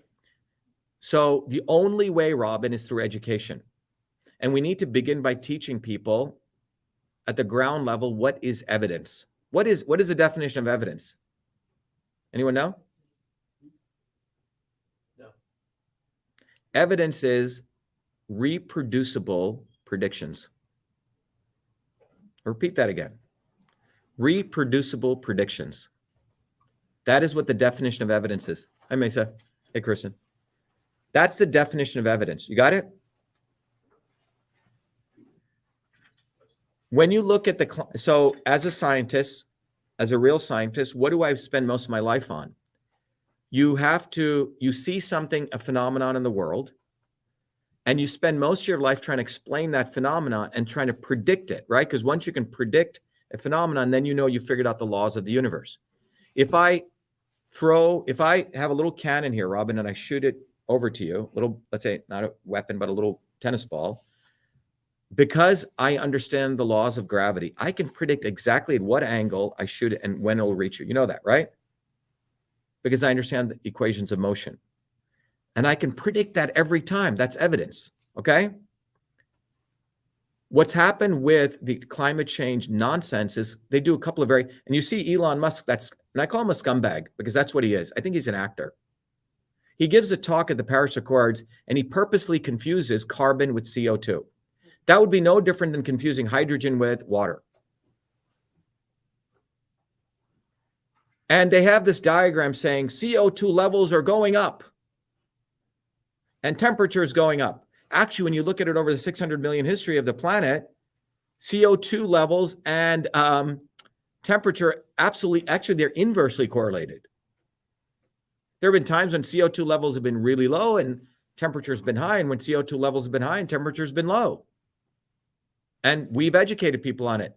But the fundamental issue is the following, that you have people, and you go to the heart of this, Robin, is that science has become a prostitution racket. The oldest profession now has invaded scientists. In fact, most of those people at MIT, Harvard, et cetera, practice the oldest profession. And what has occurred is since the passing of the Mansfield Amendment in 1970, and by the way, most politicians won't even know what the hell that is. It was when there used to be a small amount of the military budget, which was for basic research. And they would just give the money away to do wild and crazy research. But it was such a small piece of this enormous budget, no one even remembered it. And then somewhere along the way, that little small piece of the budget was transported during the Vietnam War because people didn't want to fund the military anymore. That budget, which was still an enormous budget, went under two organizations called the NSF and the NIH, which are under the executive branch. And they became highly politicized money. So science became highly politicized. So at a fundamental level, our movement's going to educate people on what every 6 weeks, we're going to do an orientation. I'm going to educate people on what is the scientific method, what people should be taught. And we're going to educate, how do you do science? What is evidence? And how do you gather data? And in that talk, people are going to learn what a scam the entire climate change bullshit is. And we're going to arm people with facts. By the way, the good news is most working class people don't believe this stuff. Anyone who works with their hands knows it's garbage. You know who believes the climate change stuff? The idiots who don't know what science is, but got a degree in science or got a degree in humanities, typically. Okay? So what's happened is the sun is around 6,000 degrees Kelvin. It sends a certain amount of radiation to this thing called the Earth. And when that radiation comes, about 340 square meters of that radiation hits the Earth. 140 gets dissipated back into the atmosphere. The remaining 200, if my numbers are right, come into the Earth. And they're supposed to get dissipated out to balance the energy equation. And that dissipation occurs through a process called convection. Convection is no different than if you took a hot pot and you placed it on your heater. And, if you put some water in there, you get all those little steam and the other stuff, that convection occurs. That convection process is a very complex set of interactions between the turbulence of the oceans and the fluid in the atmosphere. And that's called a fluid flow turbulence. And we don't even have a solution for that equation. You can win $1 million if you solve that in science. It's called the Navier-Stokes equation. Without solving that, they've made this hypothetical guesses on mathematical models. And all those mathematical models, all the 133 mathematical models don't even concur. And what they've created is like an ice cream cone of flavor. So there's a flavor for everyone. Some models predict all the ice caps are going to melt, and other models predict no will melt. And there's everything in between. It's not science. That's not reproducible predictions. It's not evidence. It is throwing a dart at something and averaging them out. That's what they're doing. It's bogus science. Billions of dollars are behind this. If you're an MIT professor now and you say cockroaches and climate change, you'll get funded. Anything with climate change gets funded. Remember when bioterrorism was taking place? So all these professors, they would put the word bioterrorism in their research, and it would get funded. So that's what's going on. It's a whore fest. The reality is the Paris Accords allows China to double their pollution from 11 billion metric tons to 22 billion. India is allowed to double their pollution. In fact, America's gone down. The issue is pollution. It's not CO2. CO2 is necessary. The CO2 levels were very low in the 1800s. CO2 levels used to be 7,000 parts per billion, whatever. We need CO2 levels. All the potheads pump CO2 into their greenhouses. CO2 is very necessary. It's not a pollutant. The number one cause of death in the world right now is COPD and lung, with all the pollutants in the atmosphere. We're not addressing pollution. We're deviating the problem. And these batteries for these electric vehicles, no one wants to talk about that, right? They don't have enough of it. Not only, well, they're going to mine, but the bottom line is to talk about the exploitation that takes place in Africa to do that. So you're a Tesla riding elite exploiting, poor workers, young kids, right? So the contradictions are so crazy. But we need to educate. So one of the things we're going to do is you'll be able to go to a flyer, knock on your door, and you say, look, why don't you come to our event next Thursday? You're going to learn the scientific method. Our movement, we're going to do God's work, not wait until we're elected. No, we're going to do it right here and now. Got it? That we're going to give everyone the opportunity to be a human being and to be an American, not to outsource their stuff to some fools anymore. By the time our campaign comes, we will have educated millions of people in their homes. That's what we're going to do. Door to door to door to door. There was a time in this country, that's how products were sold. Yeah. No one wants to work. Not So, that long ago. right. I used to go door to door. My first job, my parents had very little money. When I was, I think, 9 years old, I wanted to get a sleeping bag. And I used to get these comic books, and the back of it said you could order the burpee seeds. And I ordered those seeds, and I went door to door. I was their number one sales kid. And I got my sleeping bag, Door to door is hard because you have to get your pitch down. You have to have a good product. So I've done that. We need to get people working, like actually valuing work. We need to value people who work for a living. In your own families, encourage people to get the fuck up and work. Seriously. They want people to be lazy. They want people not to work, and they call that workers. No, that's called the lumpen proletarian. Maybe some of these Marxists should actually go read Marx. And we will talk about, on our campaign, we're going to talk about communism and Marxism, and we're going to embarrass the left, because I know communism, and we're going to embarrass the right talking about Jesus Christ. You want to talk about religion? Let's talk about Jesus Christ. He took a whip and he whipped the bankers. All these evangelicals who act as though they know about Christ. They don't know shit about Christ. I'm sorry. Christ matched his deeds on earth as he did in heaven. His biggest enemies were the Sadducees and the Pharisees, not the Romans, the people who said they were going to help people. So we're going to call the right from the right. So all you right wingers, we're going to get you from the right. You won't know what hit you. And all you left wingers, we're going to hit you from the left. The right hits the right, the left hits the right from the left, and the right hits the left from the right. We're not going to do that. We're going to expose the right from the right. I'm a Christian, really? Are you really a Christian? Let's talk about that. You really want to work for workers? Let's talk about that. Because I've went through all the manuals of Das Kapital. I've gone through all the works of Adam Smith. We will expose you when you say you're for working people. You want to enslave working people. You want to make them not work. The left is in for a big surprise with our campaign. And so is the right. Get ready.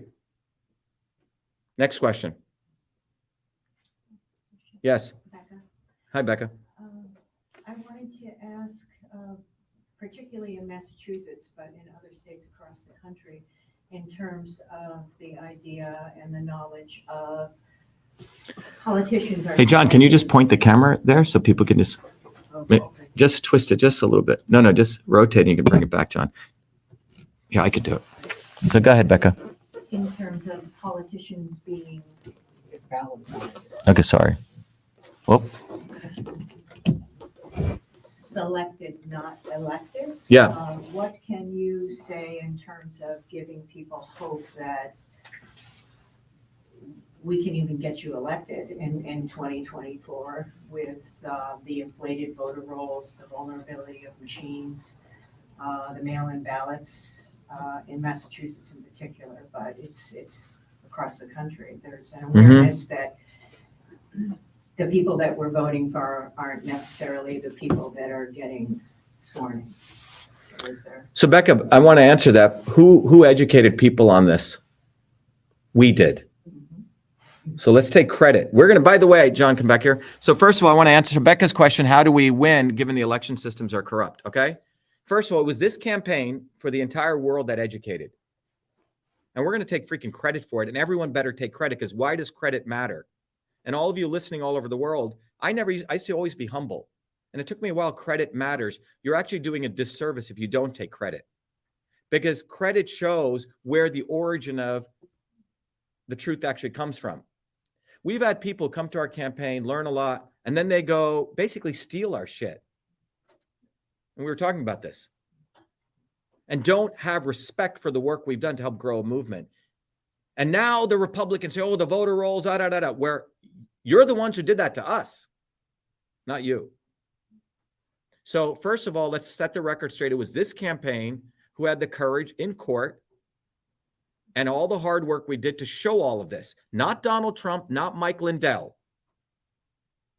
It was done by me.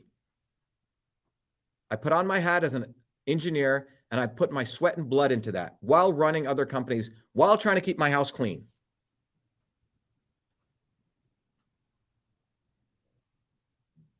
Number one. So we already won. The fact that you're asking that question today, you wouldn't ask that question last time, and that was because of the work I did. Now consider what we're going to do this time. Think about what we're going to do this time, how much more corruption we're going to expose.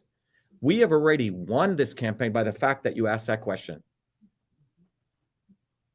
2 years ago to this day, you would not have asked that question, because both Republicans and Democrats have been in collusion to make election selections. They're in collusion.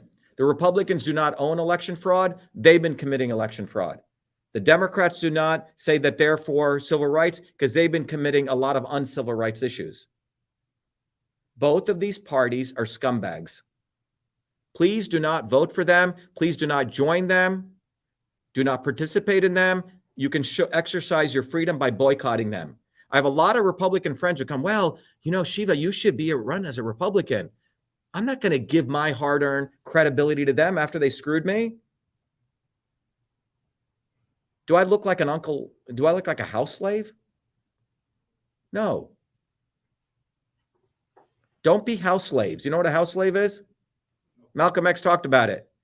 When the master's house would burn down, the house slave would be running, oh my God, the master's house is burning down. Let me put it out. The field slave wanted to see the master's house burn down. Don't be supporting your slave master. Stop being a house slave. Get out of all of these parties. Build a movement, and we will show you how to build a movement.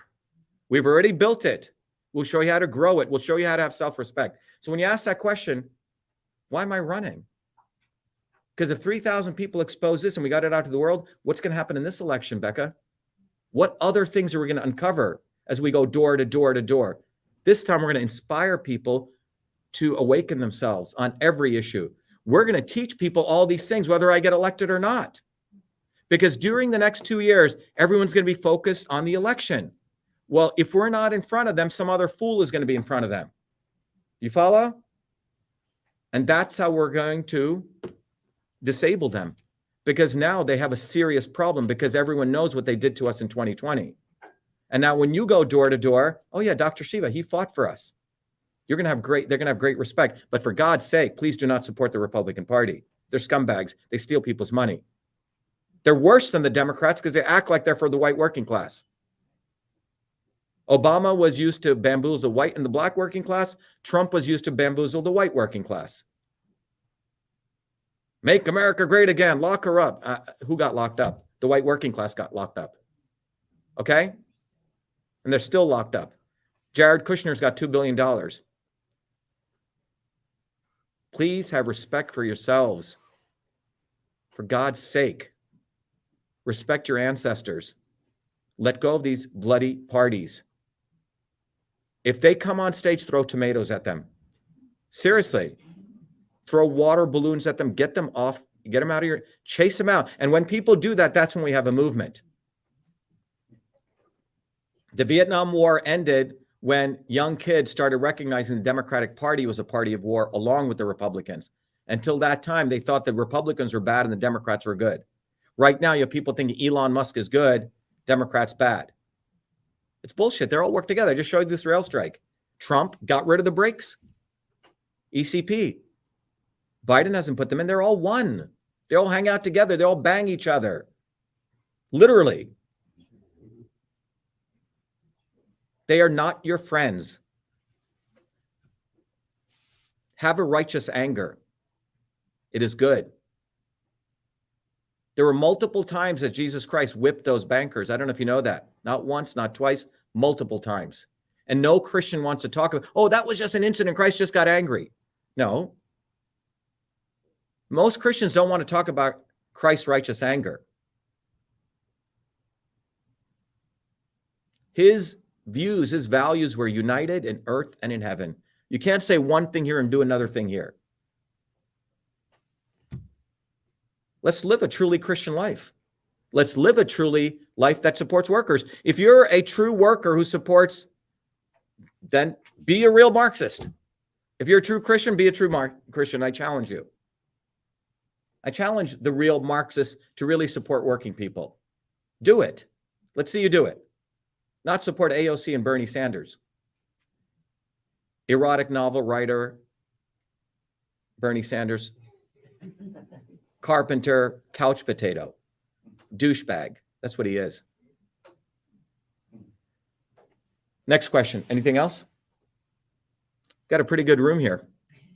Let's go on Zoom, John. All right, we do have a few raised hands on Zoom. I'm going to call on Merritt Johnson first. John, and you can also call out things if you see up on, yeah. Yep. Go ahead, Merritt. John, you're going to have to ask him there and translate the question. Go ahead. Okay, I'm gonna, do you not have the speakers there? I'm gonna have to unmute. It's okay, John. Okay, somebody's hearing me because I can see it on the screen. My question is Occam's razor a scientific principle? Are you asking me or are you asking a rhetorical question? Rhetorical. Well, you answer it then. There is an elephant in the room. Yeah? There's people who grasp its tail and they think they know what it is. And another has grasped its trunk. And he wants to tell us what it is. But nobody is brave enough to come out and tell us what it is. And it happens to be BlackRock and Vanguard. Yep.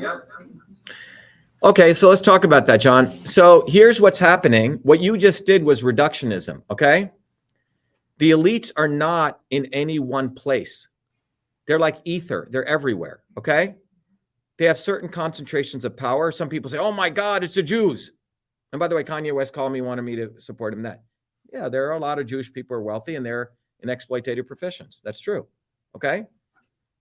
there are a lot of people who, or organizations like BlackRock and Vanguard, who invest in multi-billion, trillion-dollar companies. Okay, that's true. All right.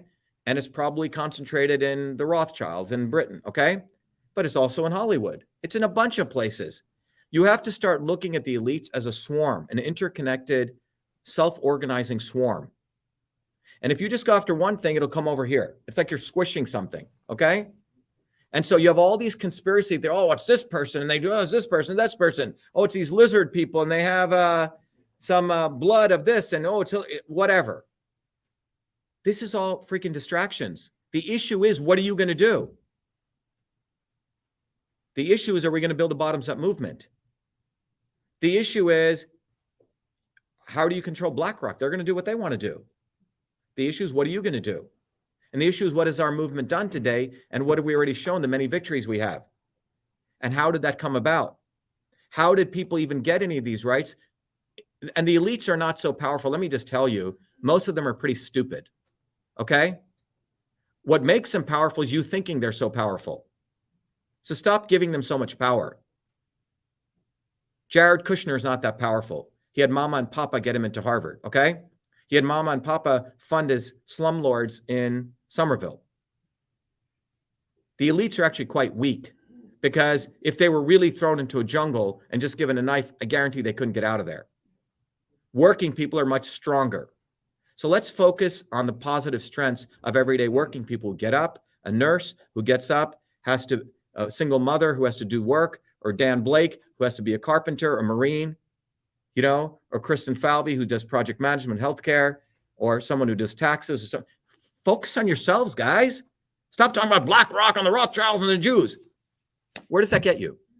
Well, you want to kill all the Jews? You want to kill BlackRock? Is that going to solve the problem? What are you talking about? Kanye called me. Seriously.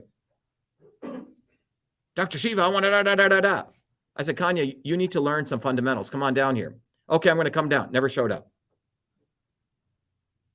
Bunch of people follow these people. They're called star fuckers. Okay? I'm telling you, the solution is actually quite easy. We build a bottoms-up movement. We educate people on basic fundamentals, and we do it now. There's not like an election. Follow what I'm saying? It's a here and now. All right? And our campaign is going to teach you how to do that. So, yeah, we know all this stuff, BlackRock and da. Who the fuck cares? We already know the enemy, okay? They're everywhere. But we are everywhere. As Malcolm X said, it's not like there's more of them than us. There's more of us than them, but they're better organized. And the reason that they're better organized is because everyday people have been given so many distractions. Okay? So don't talk to me about BlackRock. And the elephant in the room is that working people need to unite, and we need to build a bottoms-up movement. That's the elephant in the room, not BlackRock. Next question, John. Chase Scott. Do you have any thoughts on the bill in Congress to abolish the Department of Education right now? Yeah, Thomas Massey's proposed that. And yeah, it's interesting. But will Thomas Massey get on the ground and build a bottoms-up movement? No. I know Massey, okay? He's starting to talk about natural immunity first. He knew about our stuff. I have all the text messages with him. And I said, and he reached out when our stuff was going viral, and then he went silent. Yeah, okay. It's in the right direction. But how do you get there? Is that going to do it? No. We have to build a bottoms-up movement. It's a reformist approach, but it is not the approach to build a bottoms-up movement, which educates people broadly on all the interconnectedness of all of these issues. It's not a bad thing. But the Department of Education, getting rid of that has to be coupled with the fact that what education do you replace it with? And we believe that education should be systems education. We've already done that. We have a program that any child on the planet can learn the science of systems, which is what the elites learn. And it is through the science of systems young kids they should learn that, in my view, before reading, writing, and arithmetic. They learn how things are interconnected. So we already do that noble service right now without the Department of Education. Everything we do in our movement, we're going to do anyway. If people elect us, we'll just do more of it faster. Next. Mark? Hello, Dr. Shiva. I'm very happy to having the opportunity to talk to you from France. And I'm very happy that you run for a Senate election. And my question is, how can we be sure that they are not going to steal your votes at the end? Can you collect the image ballots to be sure that it's going to be properly settled? Because I want you to be elected, because from France, it will be a very nice income, I would say, that will help me to promote the creation of an independent movement from any parties, which are all of them controlled opposition in France. Thank you. Yeah, so thank you. So Mark just asked a question. I'll repeat it so people can hear it. The question is, he's saying the people in France would like to see us elected, us being successful in our Senate election. And how do we ensure that can happen? Okay, let's talk about this from the perspective of, in 2018, did anyone even know that there was election fraud? No. In 2020, we made that aware. We put the world on notice that it occurred in the United States. So you have to assume they're going to cheat. Okay? Assume they are going to cheat. Okay? One of the things we're going to do is we're going to create some technology and support. When people go to vote, they can take a picture of their photo, of their image, and they can send it to us. And they can load it up. We're going to create our own ballot images, Mark. Okay? We're also going to file a writ of mandamus, which is basically going to say that you better follow the law and preserve ballot image according to 52 U.S.C. 20701. Okay? And then, by the way, any Republicans, probably the mass GOP, will try to go do that to say, oh, it was our idea. Okay? And if you're listening, it's our idea. Okay? And if you do it, you better put it was brought to you by the Truth, Freedom, and Health movement. Okay? Not your idea. So those are the two things we're going to do. But our goal is to go door to door and overwhelm these people also. And we're going to document our work. Because even if they cheat us, they're going to pay a heavy price for cheating us next time. There is a price to pay. You know what the price is? Public opinion. Because more people are going to know about it. And more people will know about it. And more people will know about it. And people start, what will happen when the next Republican Democrat shows up in their neighborhoods? It's not going to be very friendly when people realize what we're talking about. It is a movement we're building. We will keep doing our thing with honesty and integrity. And if we're going to do all these things, when they try to do it, to expose them and document it. That's what we're going to do. That's the best we can do. We're playing on their battlefield, but the battlefield that they're not playing on is a battlefield of getting their hands dirty and going door to door. They don't have an army like we do. They don't have an army of people who are understanding these principles. They have the people that they appease to are a group of people who just want to do their citizenship every 1 to 2 years. Okay, I voted. Am I not great? I got a form and I filled it in. Oh, I voted. I'm great.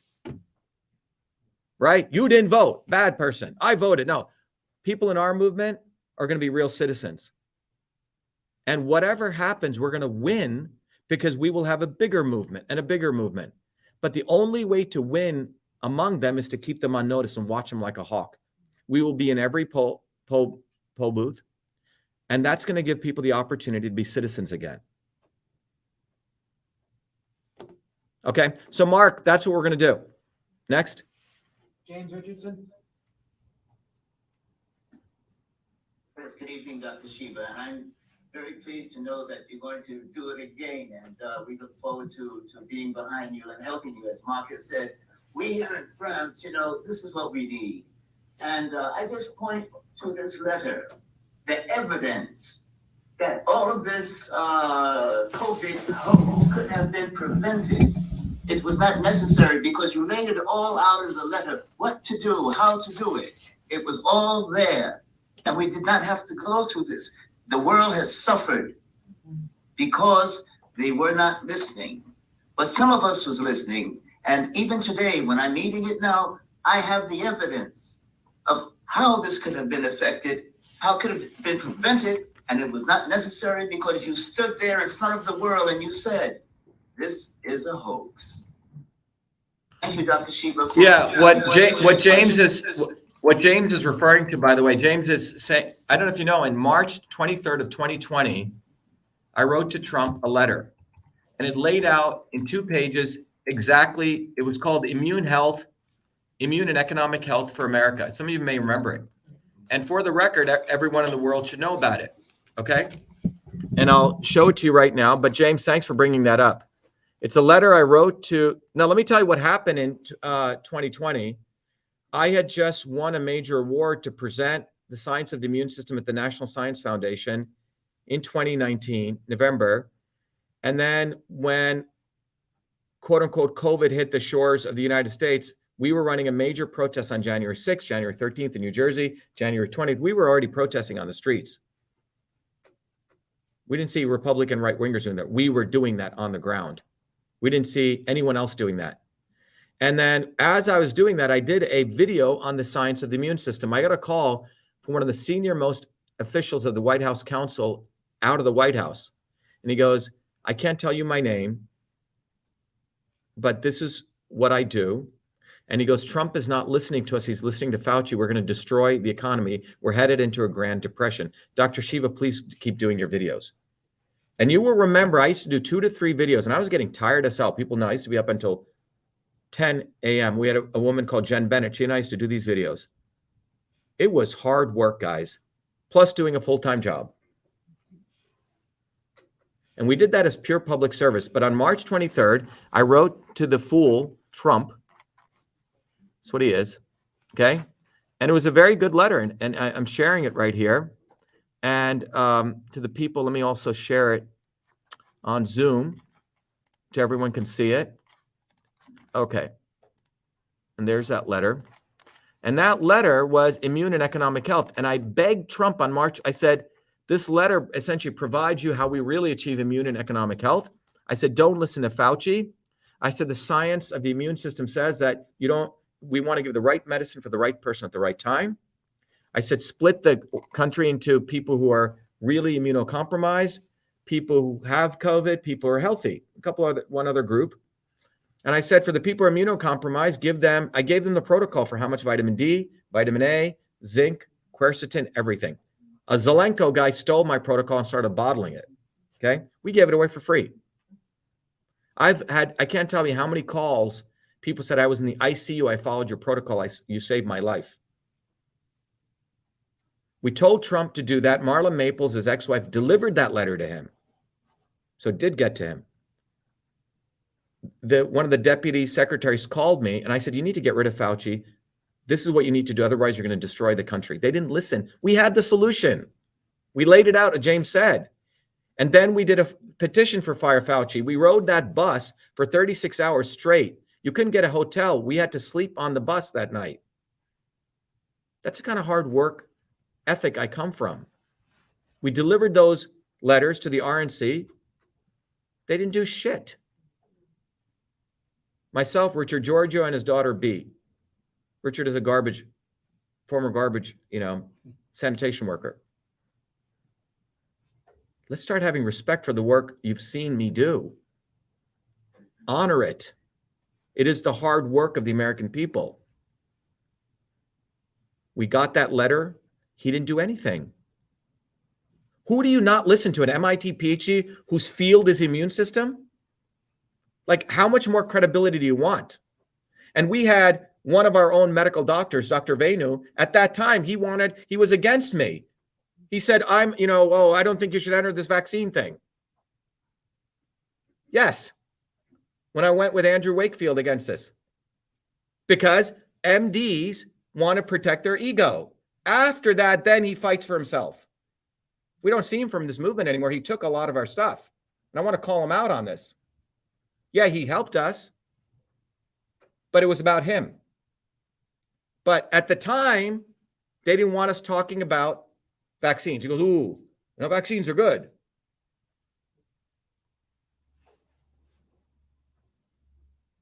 I bring that up because MDs cannot be trusted. Go look at a hospital. The MDs are on top. Now the MDs are saying, oh, yeah, I fought for this. I fought. Well, you didn't do it in 2020, motherfucker. That's what you are. MD should become MF. Yeah. Robert Malone. After this in 2020, they promote themselves. The assholes weren't here in 2020. Do not respect these people, for God's sake. They are the Sadducees and the Pharisees of our time. Take a whip to them. It's not the obvious establishment which screws us over. It's a not so obvious establishment. Go look at your own families and your own relationships. Get rid of the not so obvious establishment. And I've gone through my journey to see the dangers of these people. The people who speak with forked tongue are the true dangerous people. The Republicans now who say, oh, yeah, we're against election fraud. Oh, yeah, let's do all this stuff. Okay? Where were they? They committed election fraud against our campaign. They colluded with the Democrats. Whip them. Take a whip to them and tell them you're coming from Christ. Tell them to go read the Bible. Oh, I'm a Christian. Yeah, okay, well, I have a whip here. Okay? You remember Christ? You know what he did? Whip him, man. Be a good Christian. Like Russell Peters, you know, his video, and he beat your kids. Anyway, it's a funny video. Whip them. These people, the real dangers are the not so obvious establishment in our personal lives, our professional lives, and our political lives. The people who say one thing and do another. You're better off having someone who says they're going to screw you straight to your face than people who say one thing to your face and destroy you inch by inch, step by step, like viruses. Do you follow what I'm saying? This is a deeply personal journey. It's also a deeply political journey. It's many things, but it has to be personal. It is an opportunity for everyone to expand themselves, become enlightened souls, touch God. That's what our movement is about.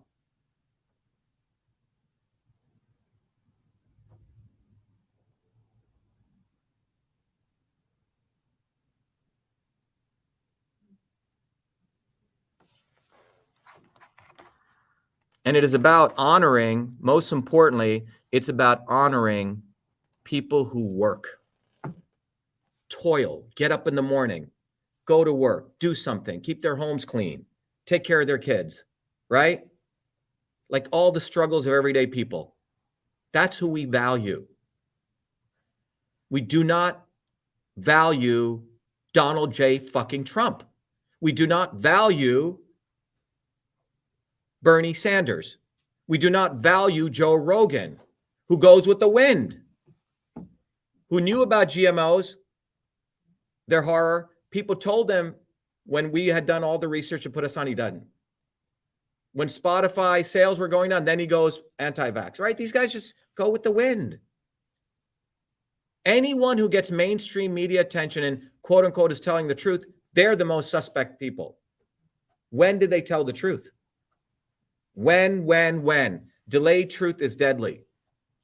Our movement is going to raise the ante. We're going to raise people's consciousness. We're going to be unforgiving to these people who manipulate working people.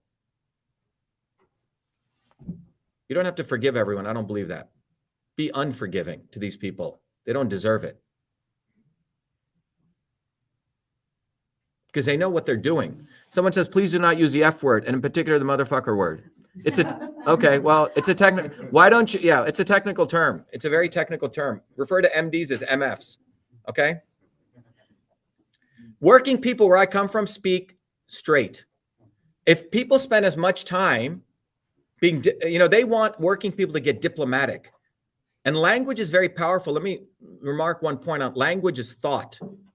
When you control people's words, you control their thought. It's censorship. But when an artist does, ooh, that's beautiful, ooh, he used those words right. It comes out naturally. I'm not controlled. I use it appropriately. It's the right curse word at the right time for the right person. Okay? That's what it is.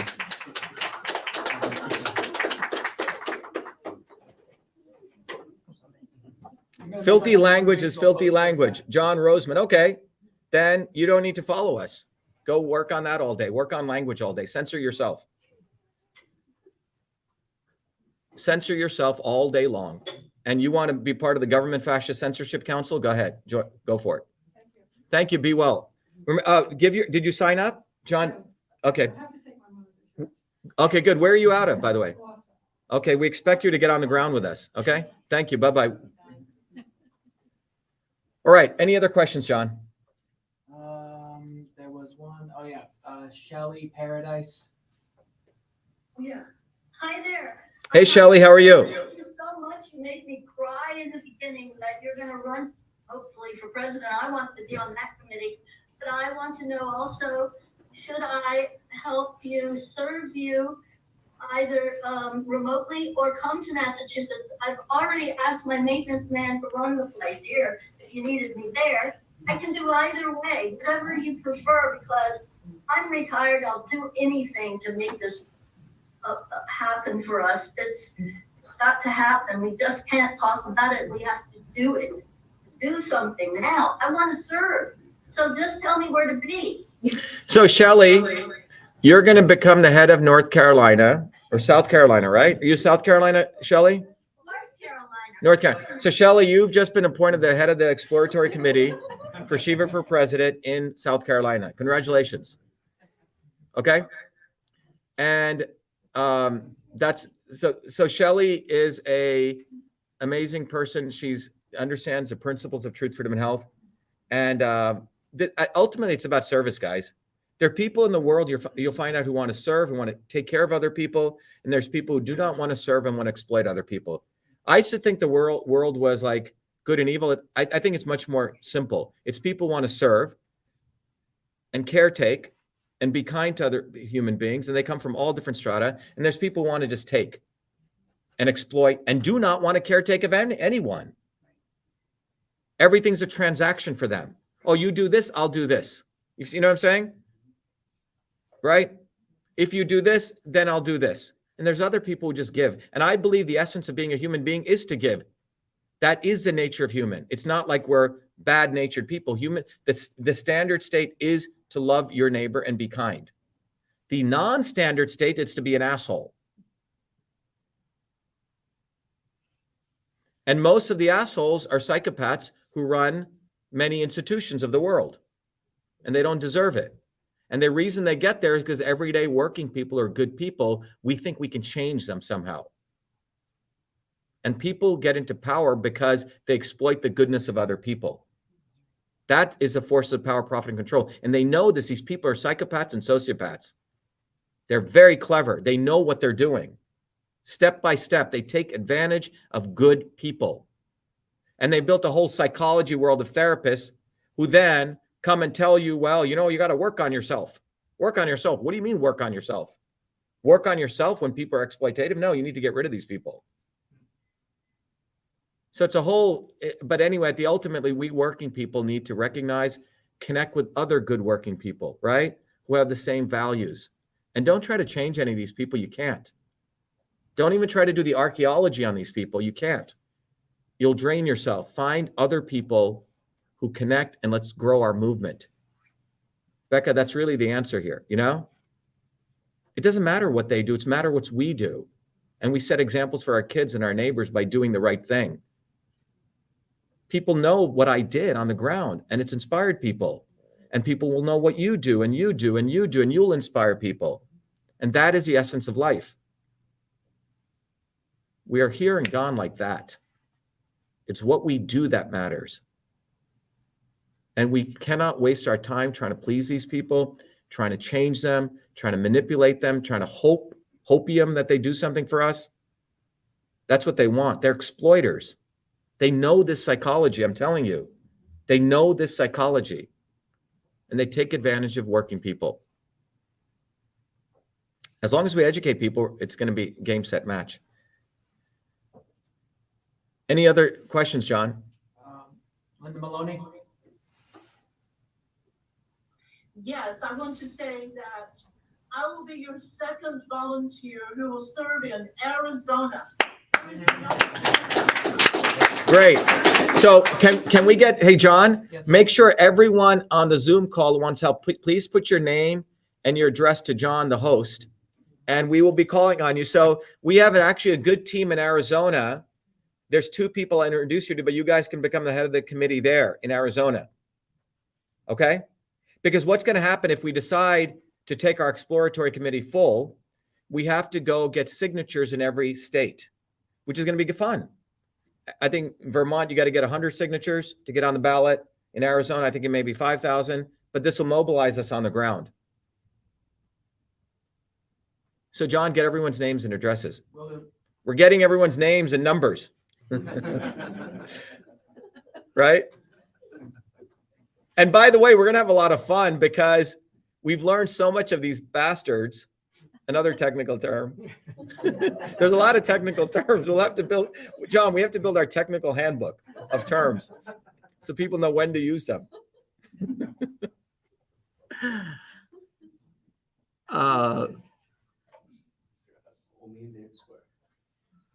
Okay, anything else? All right.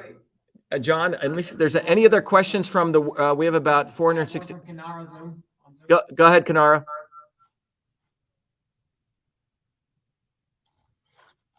Go ahead, Kanara.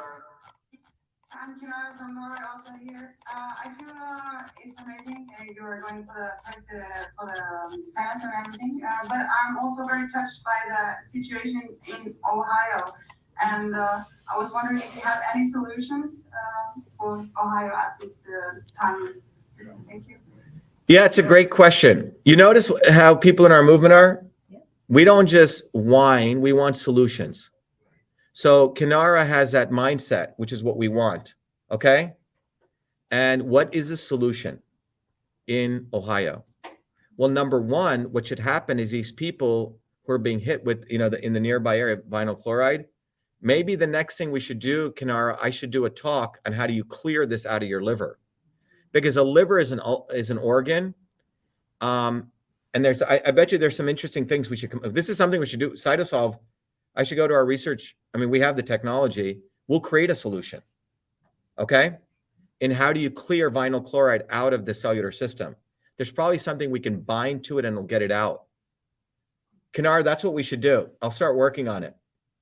You see, we have solutions. Like we come up with a problem, we can actually solve it. Election systems, we have a solution, right? Ballot images, we have the signature verification. It's not like we have to wait for someone to solve it. We will solve it. Kanara, great one. Let me look at if there's any questions from all over. I'll read you some comments here if people are interested. This one says, how is the government going to replace the dollar and how are the banks going to steal our savings? That's RT. It's a great question. So one of the events that's going on right now is that you saw the FTX failure, right? In my view, that was done to give the justification. So you centralize cryptocurrency and then you make it, right? So what is cryptocurrency? Ultimately, it's all digital currency. Once you make everything digital, here's the unfortunate thing that can happen. Everything is done digitally and you can make negative interest rates. Think about what I'm talking about. So for example, if they know Kristen is not spending money, the government could say, I'm going to tax you on the fact you're not spending money. It's called a negative interest rate. Is this true? Japan has done this. Okay. So digital currency allows you to do all sorts of things. You could put people in a cage. Okay. You're a sort of an undesirable individual. You can't, your cash wallet, your digital wallet turns off once you leave 15 miles of your home. So you have to stay within a digital cage. One of the interesting things that's happened is I was wondering, well, what happens when you integrate digital currency with carbon credits? Well, it turns out a year ago, the largest cryptocurrency and carbon credit startup was funded $2 billion to just do that. And if you look at Elon Musk, he's all behind this. So the goal is to enslave people through vehicles and centralize it. Our movement talks about decentralization, right? That's why when the elections took place, if you read many of the documents, they did not like the fact that there were hand-counted ballots and elections were so decentralized. Once you centralize all the computing infrastructures, you can manipulate things very, very rapidly. So decentralization is one of the themes of our movement. We don't want centralization. We want decentralization. So the banks want to centralize stuff and then interconnect it with big tech. And that's where you have not only censorship, the big tech, and then control of money. Someone says, wasn't born here. President requirement says U.S. citizen. Oh, I am a U.S. citizen. Thank you. Okay. All right. The issue is native born. There have been many people who are not native born who've run. So we're going to challenge that. All right. Let me just read. Ann Coulter did a piece about Nikki Haley not being born here. Okay, Ann Coulter's an idiot. She's such, looking for attention. That is what we're going to do. Jesus followed no one. Give it up, Cheryl. What's this one? Musk is a wolf in sheep's clothing.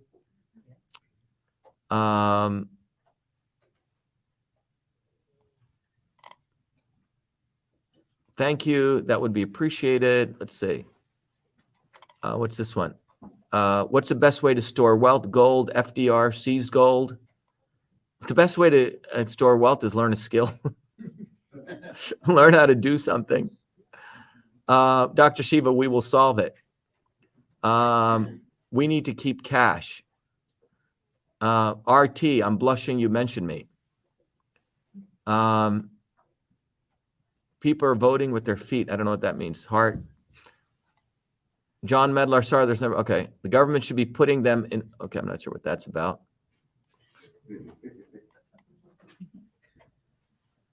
All right. Anyway, if there are no other questions, when do we start? We've done this for about 2.5 hours. I hope this is valuable. What do you guys think? All right, let's do it. All right, everyone on Zoom, thank you. And everyone on Zoom, put your name. And by the way, even if you're out of the country, you can make phone calls for us. There's no rules against that. And we're going to set up systems where people can make phone calls from all over the world. So it'd be very nice for someone from Norway calling someone from Cambridge, Massachusetts, and saying you want Dr. Shiva to win, or someone from France. It's going to be pretty cool. Okay. But we're laying down the infrastructure to do that. All right, everyone, have a good night. Be well. Be the light. Thank you.